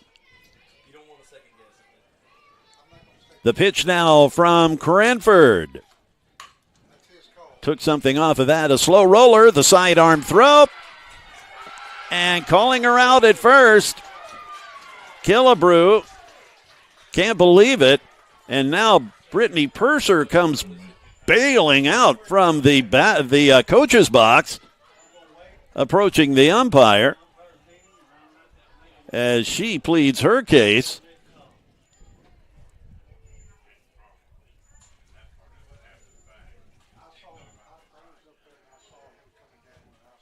And not making any progress or any headway in that respect, which really, no surprise. The top of the 4th inning on the way on the Game Time Sports Network. Bottom of the 3rd inning, no runs, 2 hits, no errors. State is amazing. Here you'll get a top-notch education with professors who inspire. And with Tennessee Promise or Reconnect, it can be very affordable. Ball State offers small class sizes, 4 convenient locations, and we are big on experiences. Whether you thrive in the lab, the studio, the field, the classroom, or just enjoy hanging around campus, join the family. Go to ballstate.edu to get started. It is time for the keyword of the game. We've been doing this all tournament long. I give a keyword of the game, and you email it if you'd like to info@GameTimeSportsNetwork.com, and you'll be eligible to win a nice video camera. It's brand spanking new, valued at about $200, along with some other Game Time Sports Network stuff, shirts and whatnot. The keyword of this game, what everybody's trying to get to, the plate, Plate. Plate. That's our keyword. Email that to info@GameTimeSportsNetwork.com. Plate. And a nice video camera with some other stuff may be showing up in your mailbox. The batter now is Hensley. That's Aaliyah Hensley, the shortstop. Lizzie Lowe and Mario waiting on deck.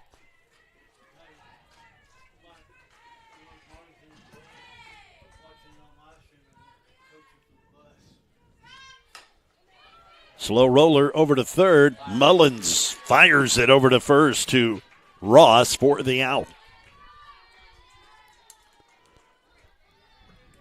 Now batting the left fielder, number 20, Lizzie Lowe. It's Lizzie Lowe's turn at bat. Oh, heck yeah. Oh, the internet's good.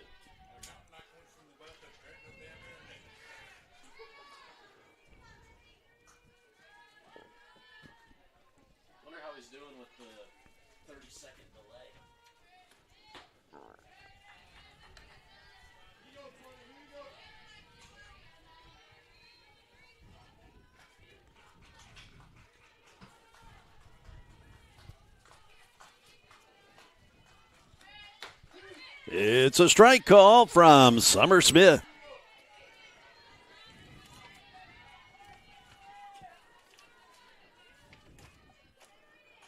Lowe with a .358 batting average when the day started.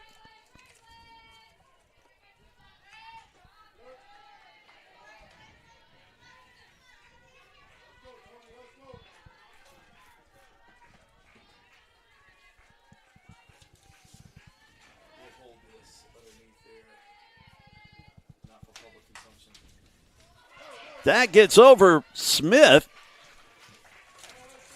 And Lowe works herself aboard. Now batting the right fielder, number 8, Mara Yo.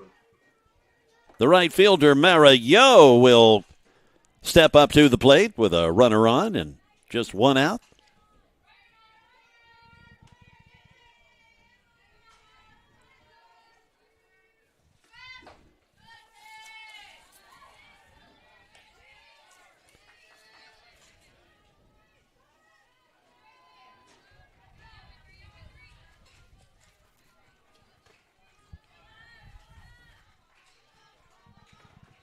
Summer Smith delivers. Mara lets it go by for a strike.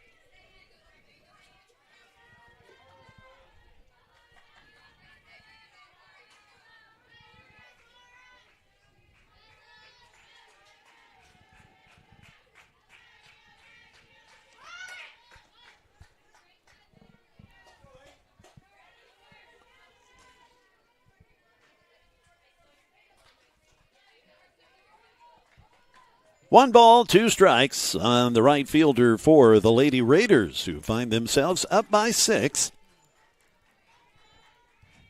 in the top of the inning. The pitch by Smith.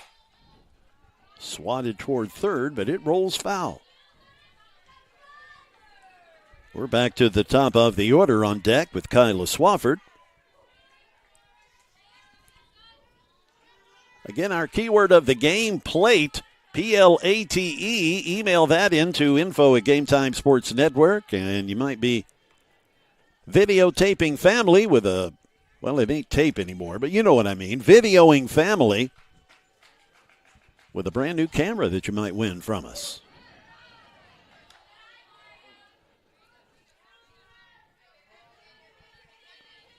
A 2-2 count. Lizzie Lowe's on first. Swatted over towards short where Sarrett takes it. And Yo too fast. Yo ain't slow as she hauls down to first base and reaches safely to keep 2 runners on base with 1 out. As the top of the order upon us once again for the ladies in blue.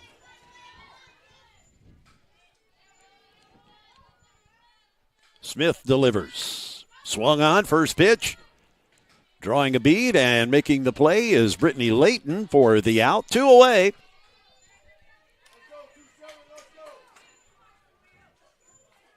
Now batting the catcher, number 27, Emily Hawks.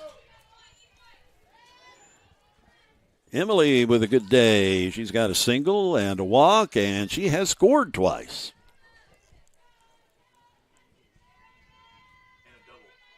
A double as well, so a extra good day.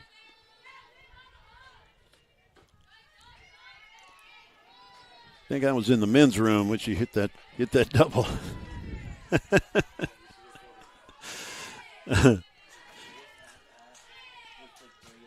I know, TMI, right? 1-0, 2 outs. There's a strike from Smith. Every strike they throw, they foul off.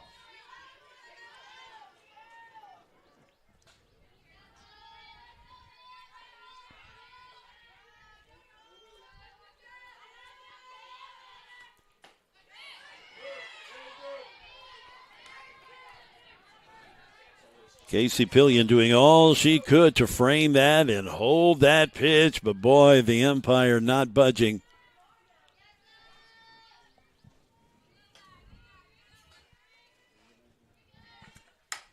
Swung on. Nicely fielded by Mullins. Nicely thrown by Mullins. That retires the side. So the first inning that Roan State has not scored. The score remaining at 9-3. After this game, it is a game that so many have been anticipating. The collision course will come to a head. The number 1 seed, Volunteer State Lady Pioneers. They'll be facing the number 2 seed, Chattanooga State. That's scheduled to begin in a little more than an hour. We might make that if things kind of just start going 1, 2, 3 here, but that has not been the case for the most part in this game, as it took over an hour just to get through one inning. But nonetheless, that is when it's scheduled, 3 o'clock. The winner of this game will then square off in the nightcap against Dyersburg State, who won their game against Jackson State earlier. So 2 more games on the horizon here today. Tomorrow is scheduled as championship day here for the softball portion of the tournament, and it is kickoff day for baseball tomorrow. 2 baseball games, 2 softball games on the agenda for tomorrow. We'll have all of them on the Game Time Sports Network. Yeah, we can, through the magic of technology, we can actually do multiple games at the same time. We'll have all those links and information at GameTimeSportsNetwork.com. And we'll also post stuff on social media as well. We're back to the top of the order for the Lady Senators. This is Addison Beach, the TCCAA leader in batting average, hitting over 500.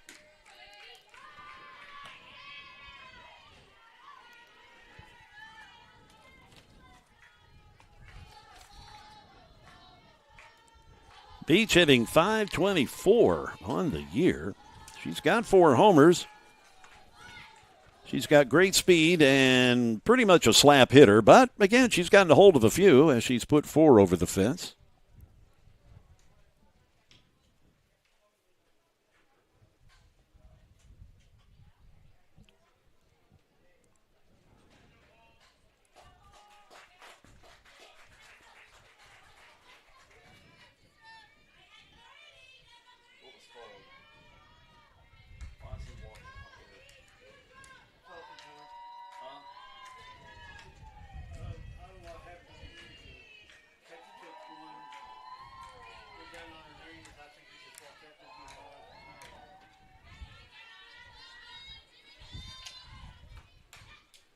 Fouled back by Beach. Addison also with 28 stolen bases is what I meant to say. 28 stolen bases on the year.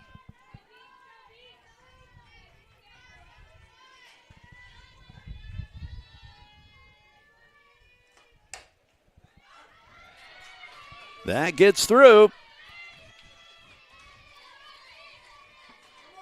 Beach is aboard. Batting the catcher, number 6, Casey Pillion.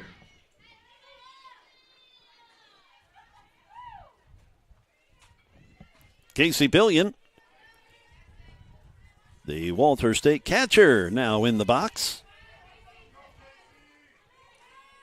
Casey leaving the team with 15 homers. We saw her get a hold of one yesterday. Shows bunt there. The runner takes off. Beach gets in there.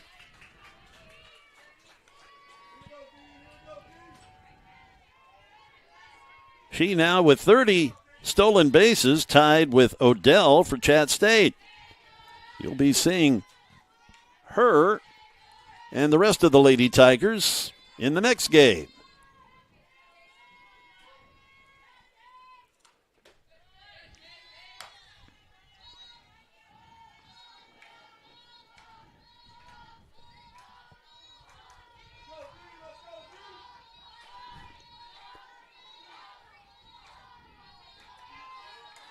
The pitch now from Zoe Cranford.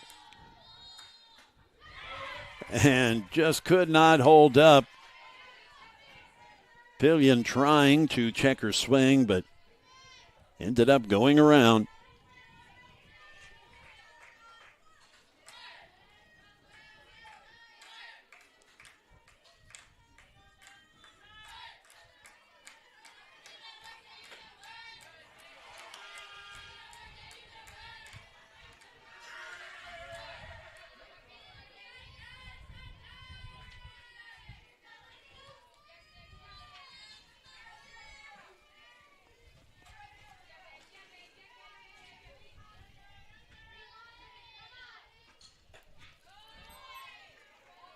We now go 3-2.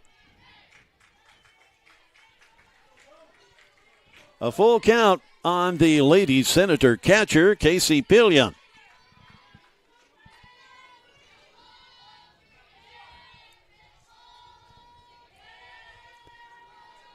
The payoff from Cranford is a ball. 2 runners on, nobody out. With Elena Ross, the batter.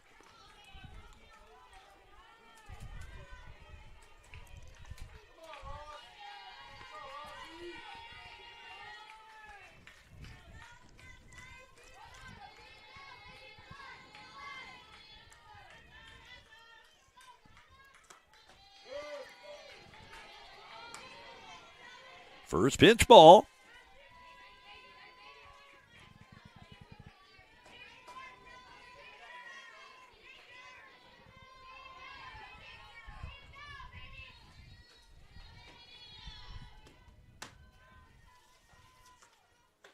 Ooh, the off speed. It misses.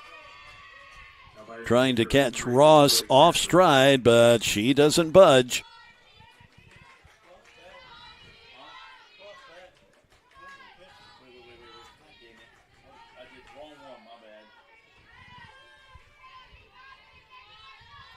The 2-0 coming. There's a strike. Correction. First baseman number 24, Elena Ross. Now we got it right. Bill, for God's sake.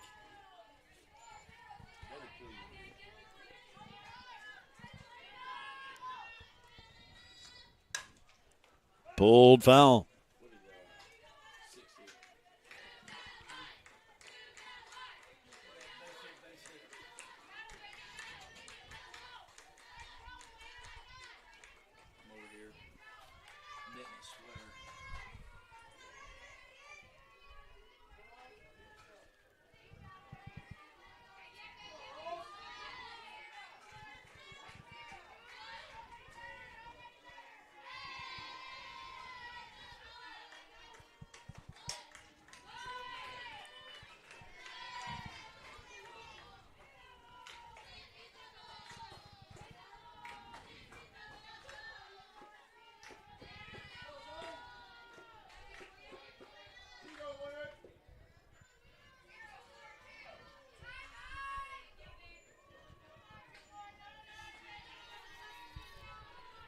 The 2-2.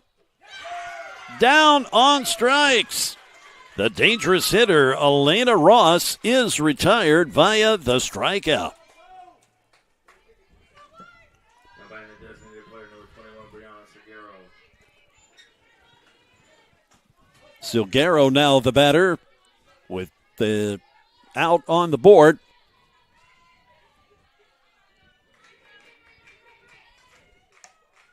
First pitch swinging, and it's fouled away.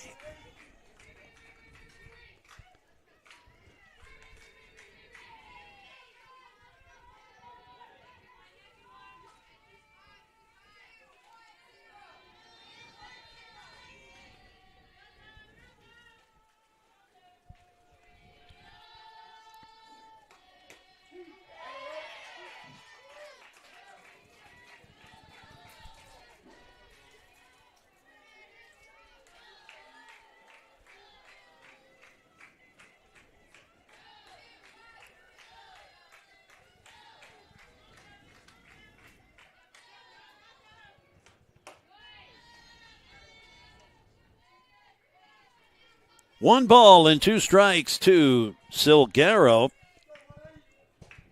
She, the designated player for Coach Purser and the Lady Senators. 2 runners on. Cranford delivers the 1-2. Just floats it up and just barely misses. The count now goes full. Or I believe it's 2-2 count. The umpire flashed the signs, but he flashed it so quickly couldn't make it out.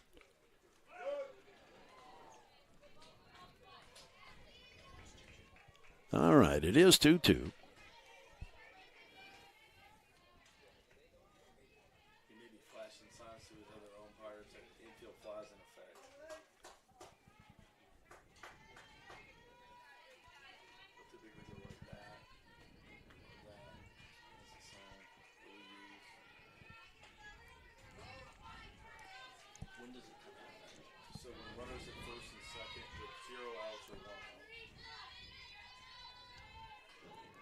The pitch now to Brianna Silguero.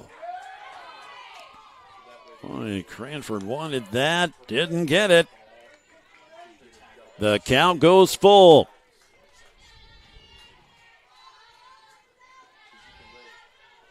This Walter State offense can put them up in bunches. Got to be careful. This 6-run lead, not safe against this Walter State club.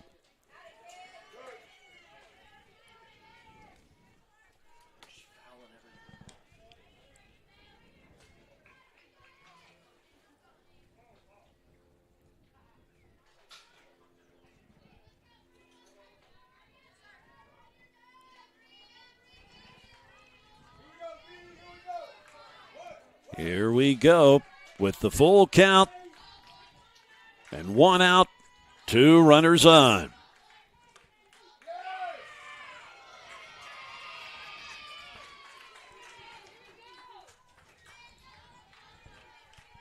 Coming to the plate after the base on balls is the second baseman, Brenna Hundley. Now by the second baseman, number 33, Brenna Hundley.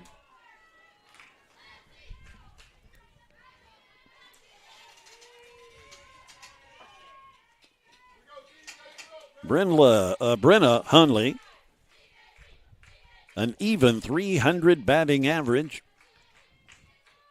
The first pitch from Cranford, strike 1. Nia Mullins anxiously waiting on deck, the third baseman.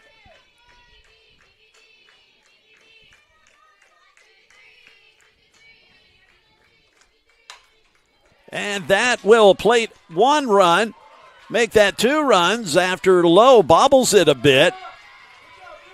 It's a 1-out single that scores 2 runs. 9-5.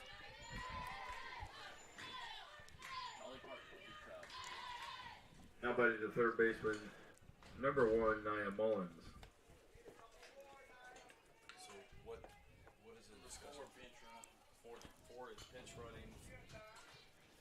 We've got a pinch runner for Silguero.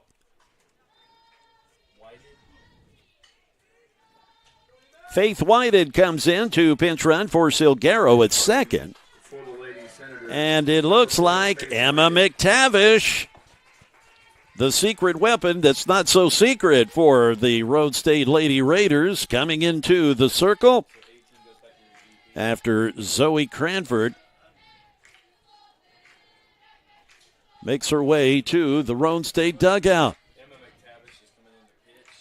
Zoe Cranford probably goes back to the DP. McTavish named the TCCAA Pitcher of the Year. For the Raiders, number 7, Emma McTavish. McTavish leading the conference in wins, 17-5. This will be her 27th appearance this season. Boy, she has put a lot of miles on that arm of hers. 132 and 2/3 innings this season. Almost double any other pitcher on the team. The young lady who just left the circle next with 79 innings when the day started, Zoe Cranford. So a 17-5 record, 2.22 earned run average. McTavish with 6 shutouts this year, 15 complete games. She has done it all, and certainly deserving of the Pitcher of the Year honors that were awarded on Saturday.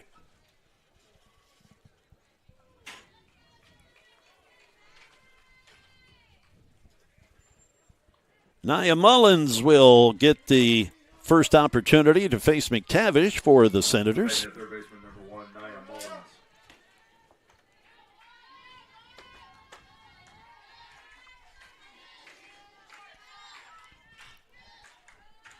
Two runners on.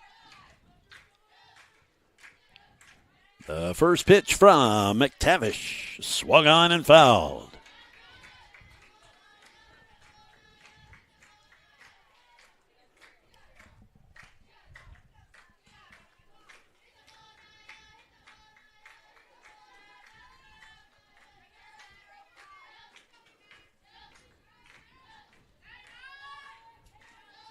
The 0-1 coming. 0-2.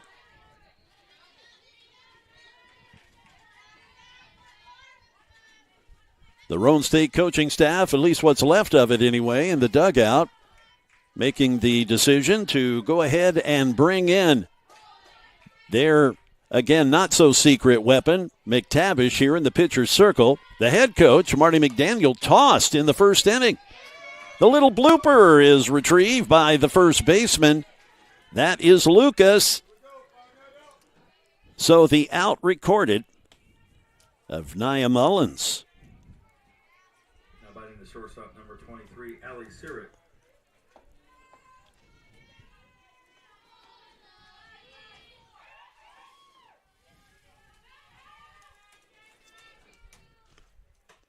Ali Sirit stepping in. 298 average, 5 homers.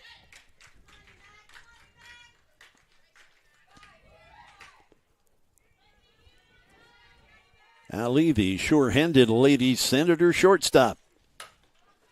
Over to second base. That's Schrader. Delaney delivers, and the out is recorded. 9-5 our score. The top of the 5th. We're on our way there on the Game Time Sports Network. In 1967, West Tennessee's first community college opened its doors. In the decades since, graduates have made a name for themselves as healthcare professionals, community leaders, business owners, veterans, educators, and so much more. With 3 generations of Jackson State graduates leading the way, the future has never looked brighter for West Tennessee. We are your community college. We are Jackson State.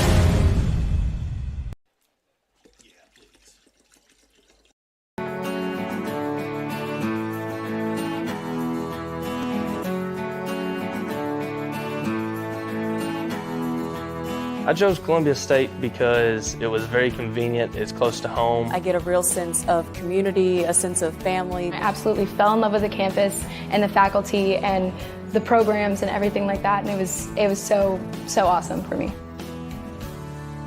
Explore your opportunities. We return to action at Eddie Campbell Field with producer Jonas Harmon. I'm Jay Harper.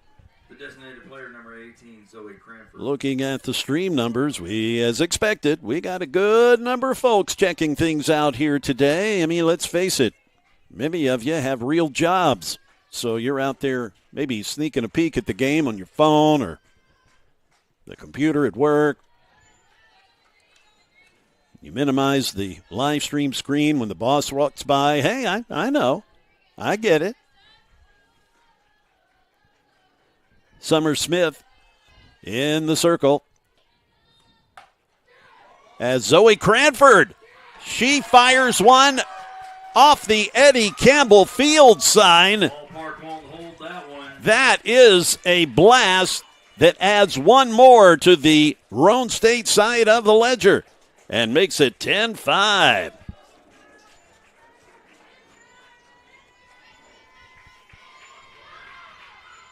A line drive shot to lead off the inning from Zoe Cranford. Her second home run of the tournament.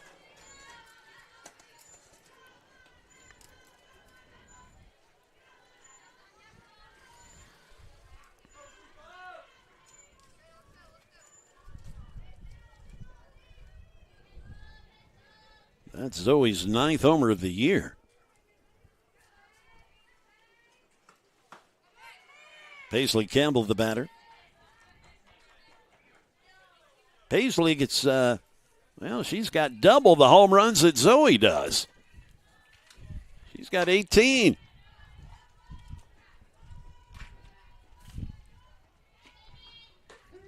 It's a called strike. 1-1.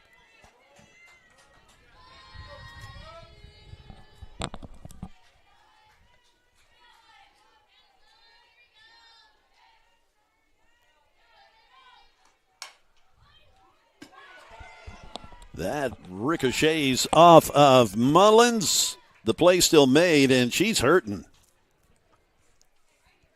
I think it got her on the forearm. That does smart.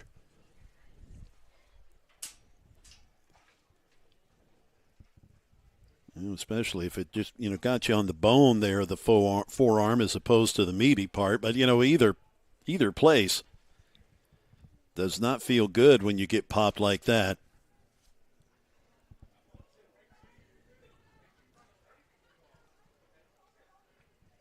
Got her on the right arm, and she's trying to flex it and shake it off.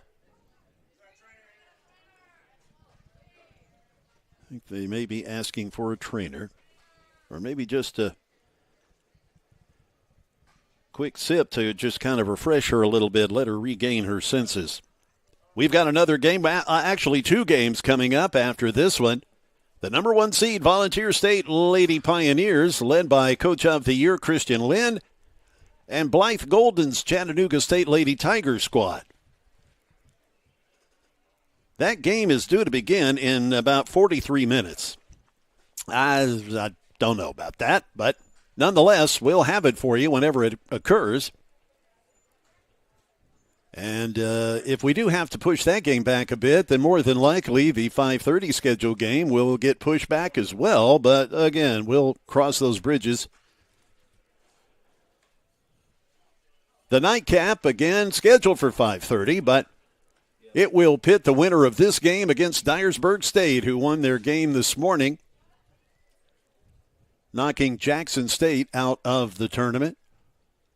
Defensive replacement for the Lady Senators, moving from the designated player position to third base, number 21, Brianna Seguero.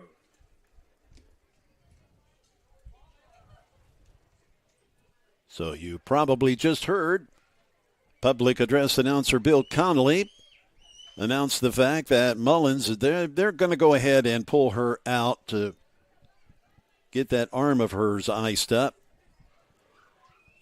Either the hand or the arm, thumb, somewhere in her lower extremity. So it looks like they're trying to tape up her hand or something there. But nonetheless, she's knocked out of the game, and Silguero will now come in and staff the third base position.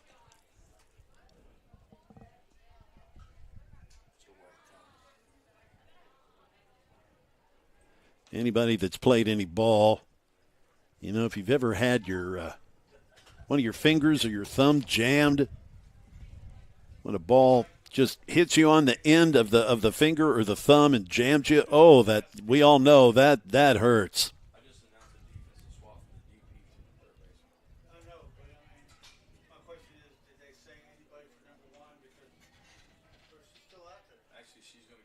Well, looks like they're going to Mullins looks like she's going to grit it out. They've taped up her right hand with that right thumb. She's just making sure she can throw accurately and relatively pain-free. So it appears she's going to hang in there until Garrow. She's got her glove, and she's just casually strolling back to the dugout. Nia Mullins going to stay in the game. Correction. Going to be the trooper. Nia Mullins is going to stay in the game and play third base. No defensive changes. Well, good for Nia. Now batting the first baseman, number 10, Kalia Lucas. Back to it as Kalia Lucas in the batter's box for Roan State with one out. And no Lady Raiders aboard. Summer Smith delivers the pitch.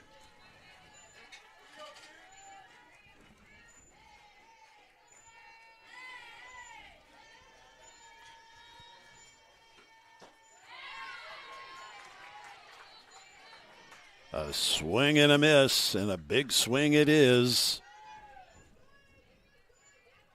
Kalia Lucas, a double, reaching on a fielder's choice, a walk. Off the end of the bat, right over to Smith, and she quickly flips it to Ross at first for the out.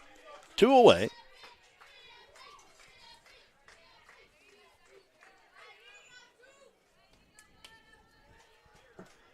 Second baseman, number 2, Delaney Schrader.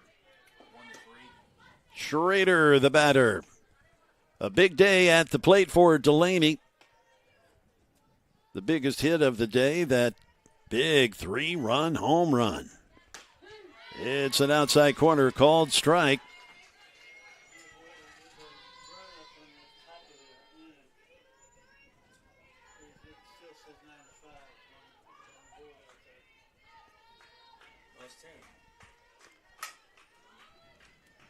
Ooh, that gets through Mullins, goes through the wicket.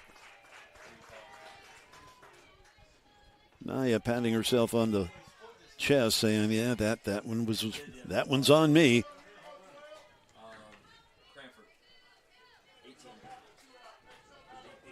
Aaliyah Hensley, the batter. After Schrader reaches first with the 2 outs.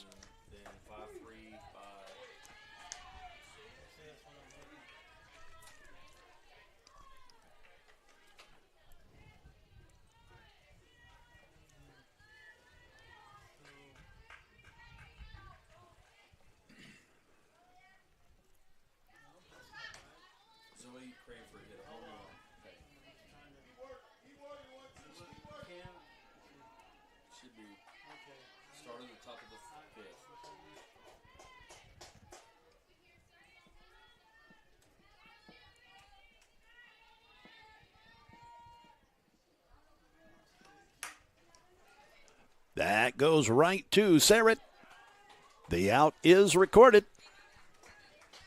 The Lady Senators get out of the inning, but Zoe Cranford, she delivers one more run for the Raiders via a leadoff solo homer in that inning.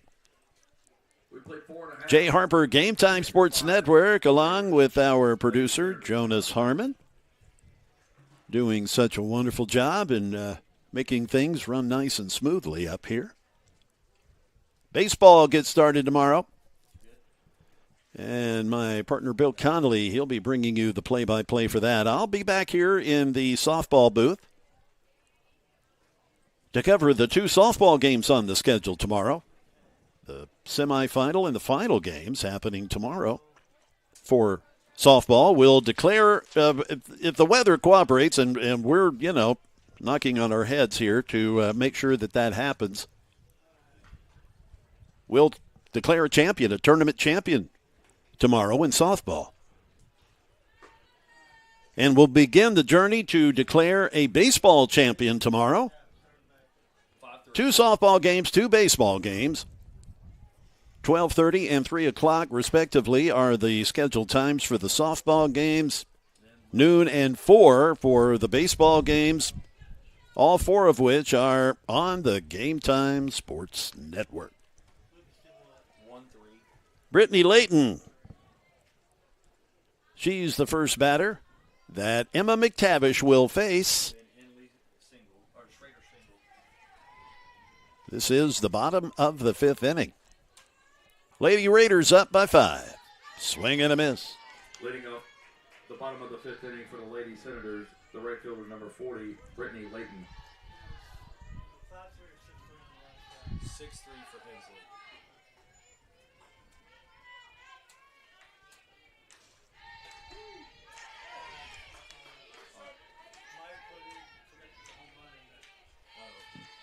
Dang it, Mike. You forgot to put the home run in. You did.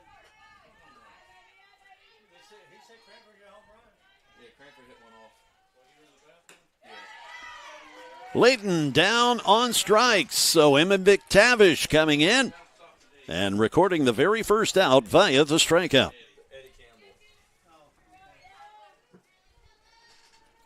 Now batting the left fielder number 2, Lily Killebrew.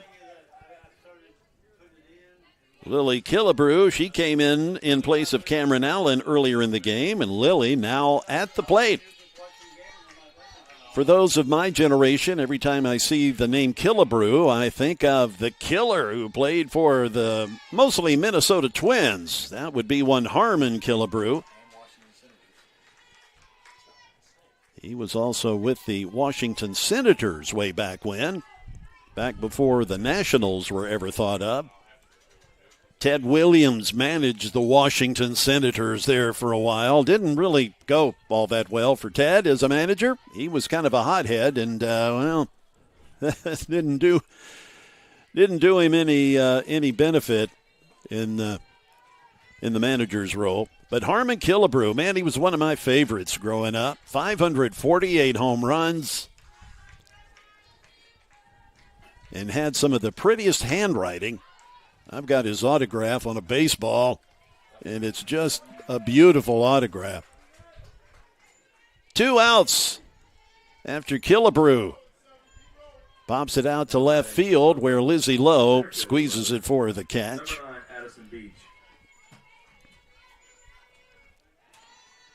Addison Beach, the top of the order, now in for the Lady Senators with 2 outs and nobody on.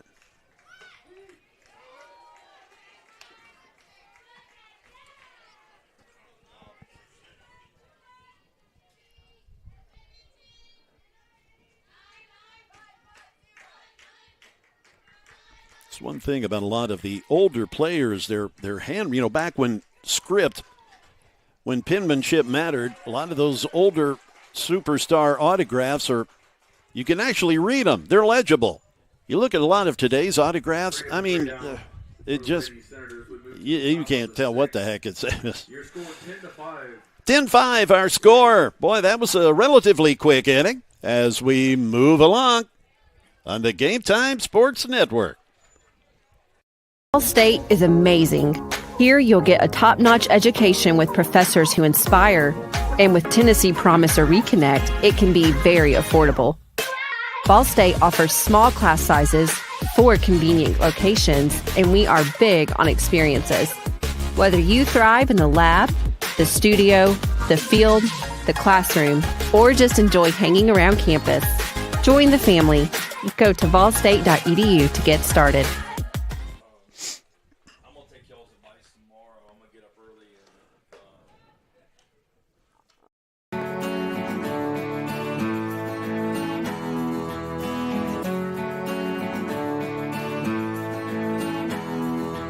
I chose Columbia State because it was very convenient, it's close to home. I get a real sense of community, a sense of family. I absolutely fell in love with the campus and the faculty and the programs and everything like that, and it was so awesome for me.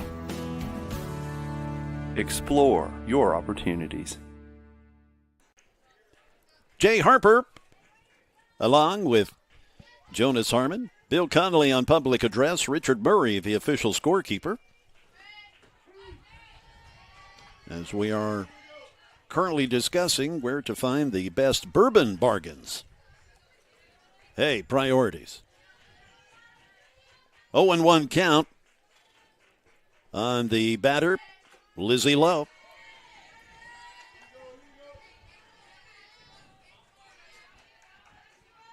Jonas and I both live in Murfreesboro, and We've pretty well got all of the better liquor store establishments scouted out.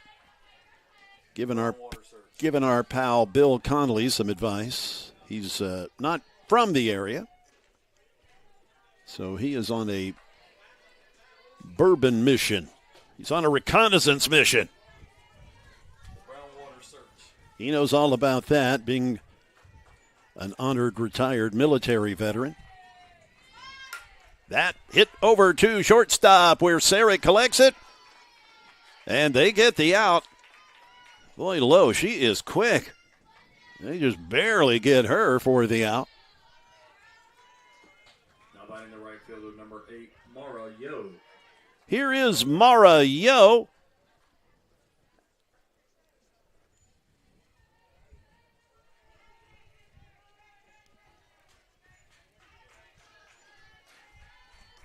Mara, the right fielder.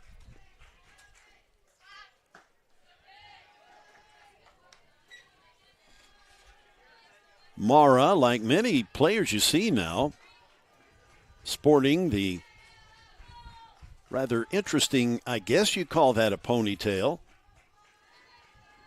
About 5 or 6 sections to it. Again, I'm not really up on my young ladies' hairstyles, but it's a thing for the softball players.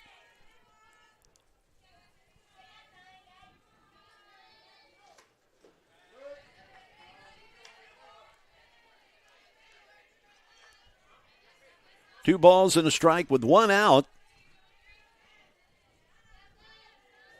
Kyla Swafford, the leadoff batter, intently studying Smith from the on-deck circle.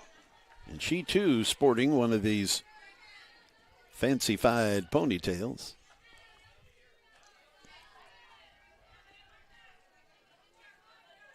A 3-1 count on Mara Yo. Mara with the swing.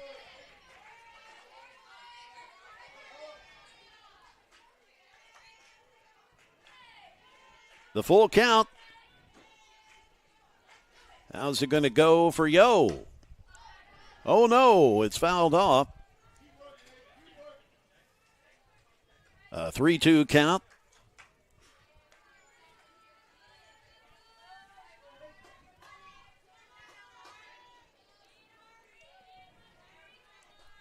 Here comes the payoff from Summer Smith.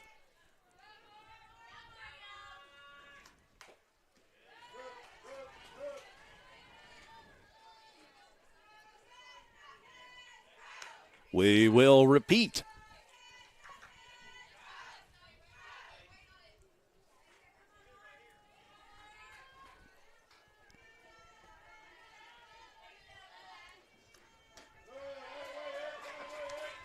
Mara works the walk. A one-out walk. And that will set the stage for the leadoff batter. Back to the top of the order for the Lady Raiders, the center fielder, number 1, Kyla Swafford. Kyla Swafford now.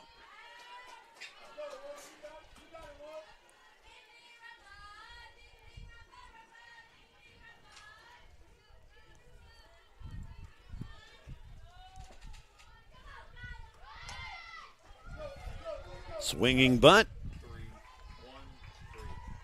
Swafford is retired. Yo down to second base. Yo, a base stealing threat. She's got 15 bags white this year.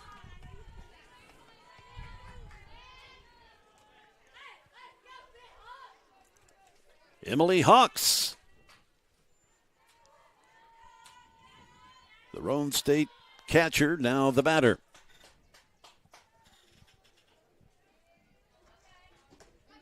First pitch strike, changeup.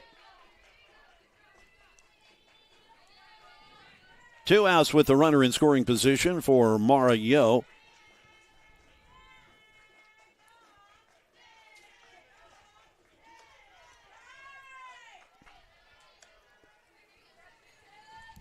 Another change, but Hawks, she's not biting.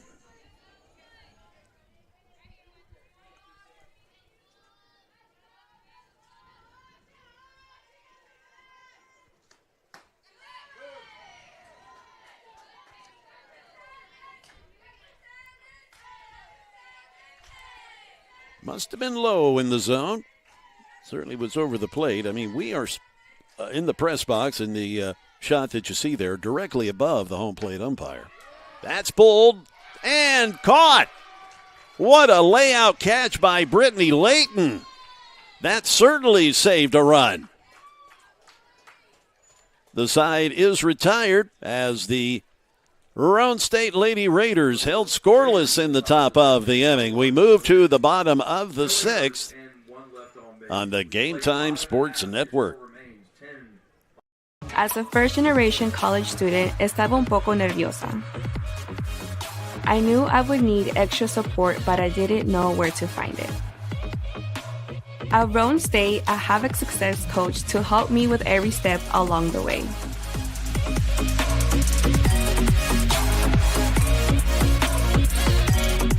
Para más información, visite la página roanstate.edu. Okay, she's in left now. All right. So that's not Layton. Layton is in right. As a first-generation college student, estaba un poco nerviosa. I knew I would need extra support, but I didn't know where to find it. At Roan State, I have a success coach to help me with every step along the way.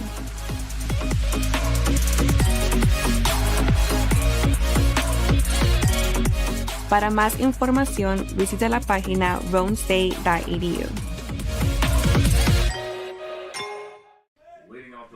Game Time Sports Network, I need to make a correction. There's been some defensive shuffling around for, well, both teams, but really for Walter State in particular.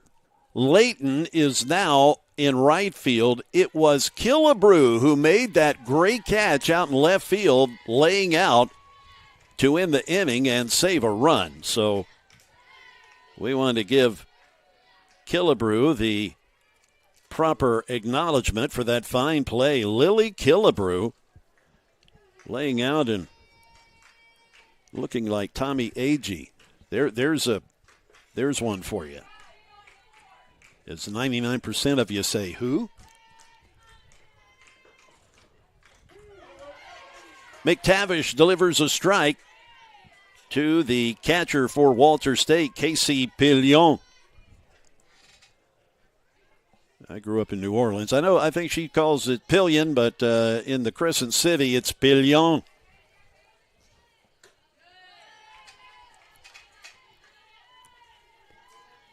Well, with that New Orleans accent, it's probably more like Pillon. Yeah, where you at, bruh? Saying hi to all the yaps.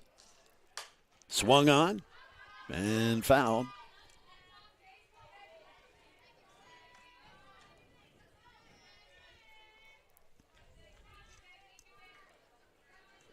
One ball, two strikes to the Lady Senator catcher. Due up next, it's Elena Ross.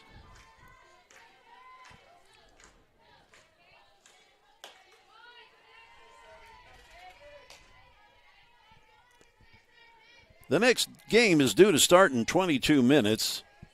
Newsflash, it ain't happening in 22 minutes.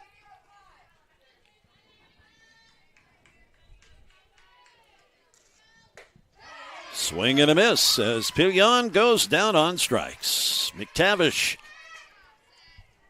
she's been rather effective. That, of course, no surprise.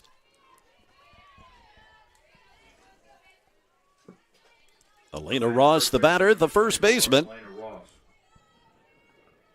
Elena in the pitcher circle yesterday.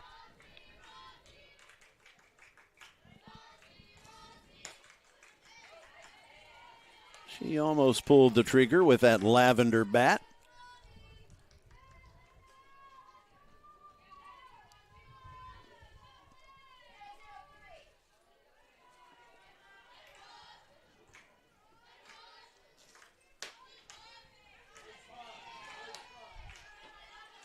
A 2-0 count.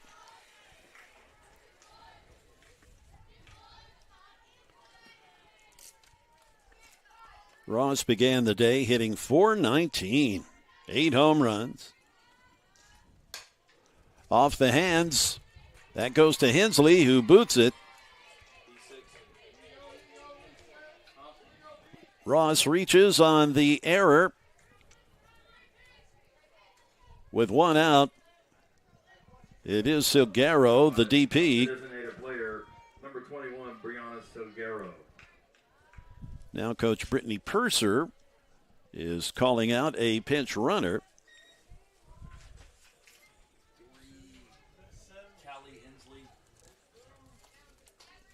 Pinch running for the Lady Senators, number 3, Callie Inslee. Callie Inslee, you may have heard, now the pinch runner. She a freshman from Blue Ridge, Georgia. Beautiful area there.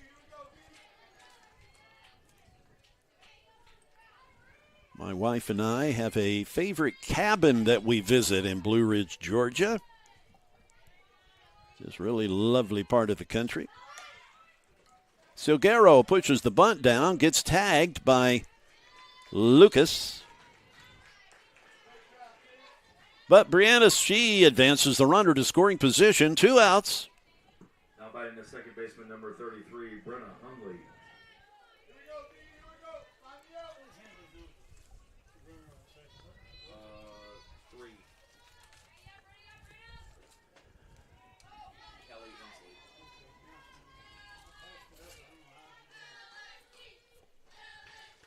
Brenna Hunsley, the batter. Hunley, rather. There's no S in her last name. Brenna Hunley. Knoxville, Tennessee. Halls High School, a sophomore.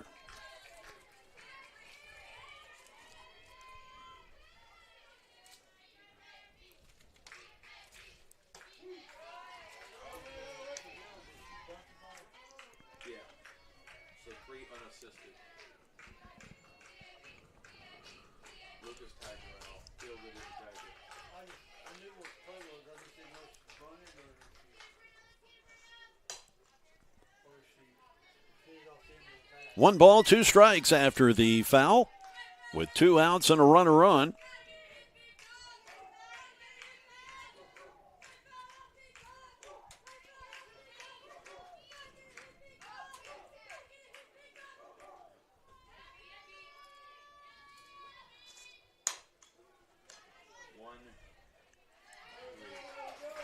That's that.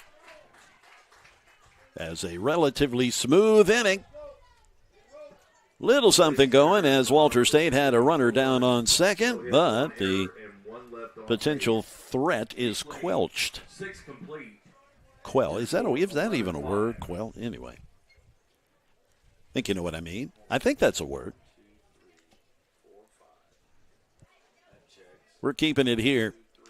Summer Smith back in the pitcher circle. We did have a keyword of the game in this game. And I'll be a nice guy and say it again. Plate. That's where everybody's trying to get to. Home plate. Email that word to info@GameTimeSportsNetwork.com. And we'll send out to some lucky viewer. We'll ship you out a nice video camera and some other goodies. Just a little appreciation for checking in with us. Now, I will say this, that it just seems like the Walter State fans have been getting into this whole keyword of the game thing more than other team fans. Now, you other teams, you don't want to be outdone by that, right?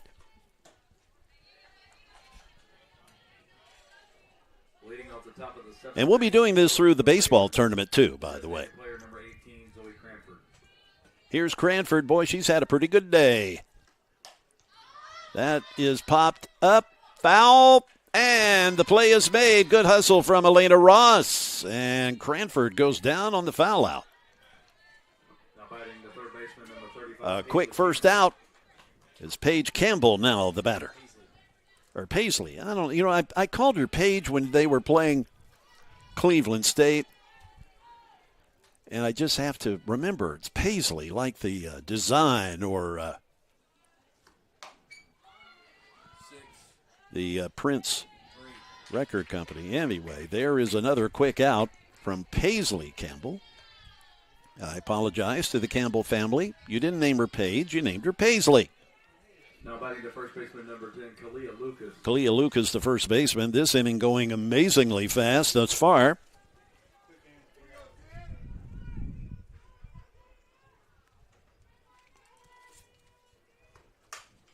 Lucas lifts it to left field, and making the catch is Killebrew, Lily Killebrew. 3 up and 3 down. For the Lady Raiders, we move to the bottom of the 7th inning. Here is going to be Walter State chance. They have got to come up big here, or it is over for their season. We're going to catch our breath. We'll be back in 30 seconds on the Game Time Sports Network. Ball State is amazing. Here you'll get a top-notch education with professors who inspire. And with Tennessee Promise or Reconnect, it can be very affordable.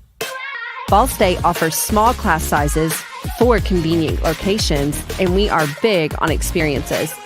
Whether you thrive in the lab, the studio, the field, the classroom, or just enjoy hanging around campus, join the family.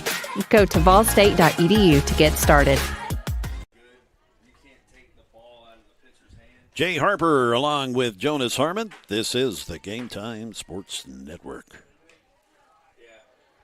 A pretty Monday.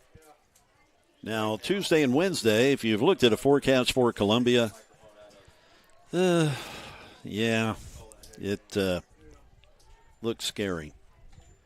We're hoping we can get through things tomorrow. We frankly, if the weather forecast holds out, we might be interrupted a little for the games tomorrow, but tomorrow does not look like a washout. Now, Wednesday, however, that may be a different story. But anyway, those decisions will be made by those that are not us.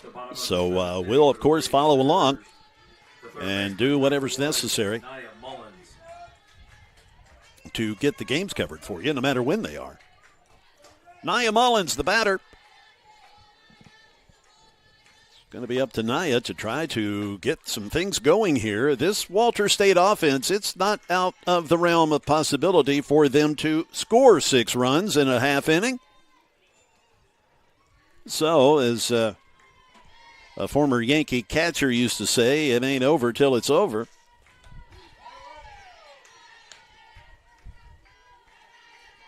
And no, it was not Jorge Posada who said that, or Bill Dickey, or Elston Howard, or Thurman Munson.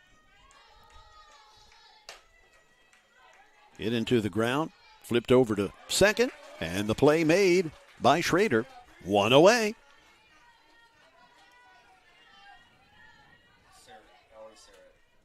How about in the shortstop, number 23, Allie Sarrett. The Lady Raiders, they're a couple of outs away from an upset. The number 5 seed poised to dispense with the number 3 seed. But as I said, it ain't over till it's over, as Allie Sarrett now in the batter's box. She looks at a first pitch strike from Emma McTavish.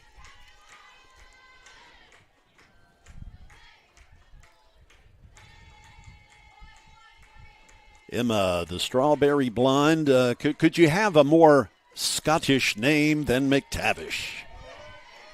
A classic name. An 0-2 count. You can just kind of sense that Emma, she just kind of feels like it's time to just get this thing closed out. Slam the door.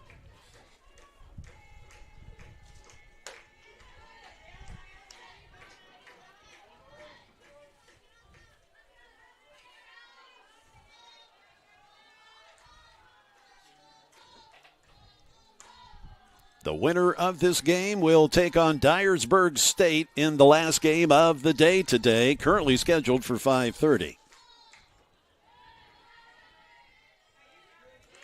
McTavish rolls that one in.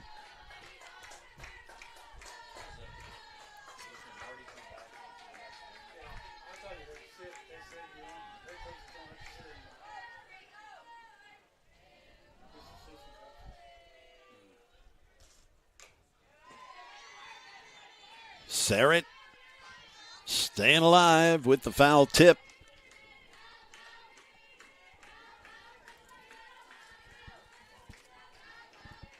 There's been some question as to why we've not seen Lauren Rule in the lineup for the Senators. Speculation, perhaps there's an injury. Lauren, an all-conference player, an all-TCCAA player.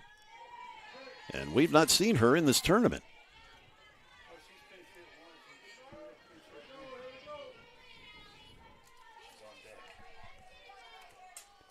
And as soon as I mention that, she pops out of the dugout in the pinch hitter role, apparently.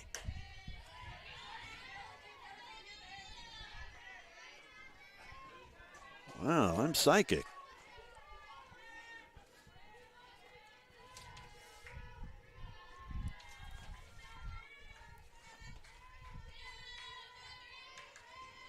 McTavish with the look into the Roan State dugout, and she prepares to deliver the 3-2. Swing and a miss as Sarrett is retired. The Lady Raiders a strike away from advancing, or out away, I should say, from advancing, and Lauren Rule, the aforementioned player, now the batter. Lady Senators, number 25, Lauren Rule. Lauren, a sophomore from Decatur County, Tennessee. 13 homers, a .358 average.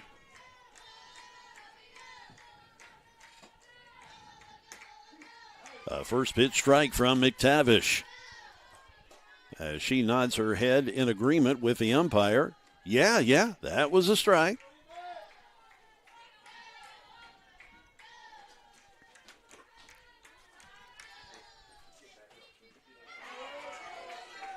The off-speed fools Rule.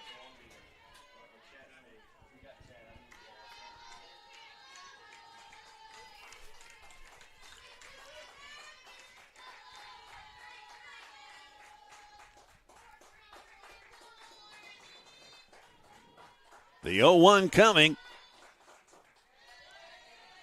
1-1.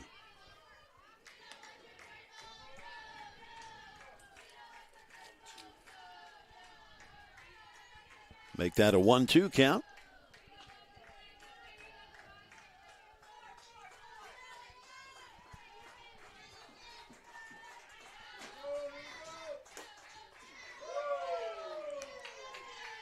A couple of inches outside.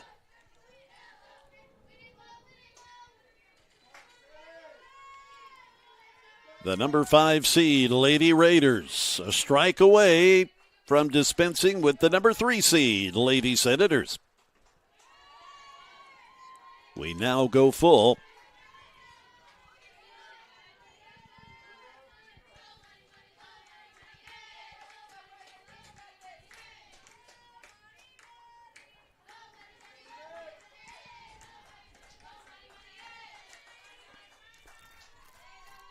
The pitch from McTavish. And that will conclude an upset game for the Lady Raiders as they come through by defeating the number 3 seed Walter State Lady Senators. And now, Roan State, they get to play not another day, but in another couple of hours, as they are now set to square off against Dyersburg State. So there is a chance that either Dyersburg State or Roan State will be able to play for the championship. 3:30. And the championship game scheduled for tomorrow. Perhaps you heard that in the background. The next game that was originally scheduled for 3 p.m., it's a dandy you're not going to want to miss. The number 1 seed, Volunteer State, against the number 2 seed, Chattanooga State, originally scheduled for 3 p.m. due to the length of this game. That next game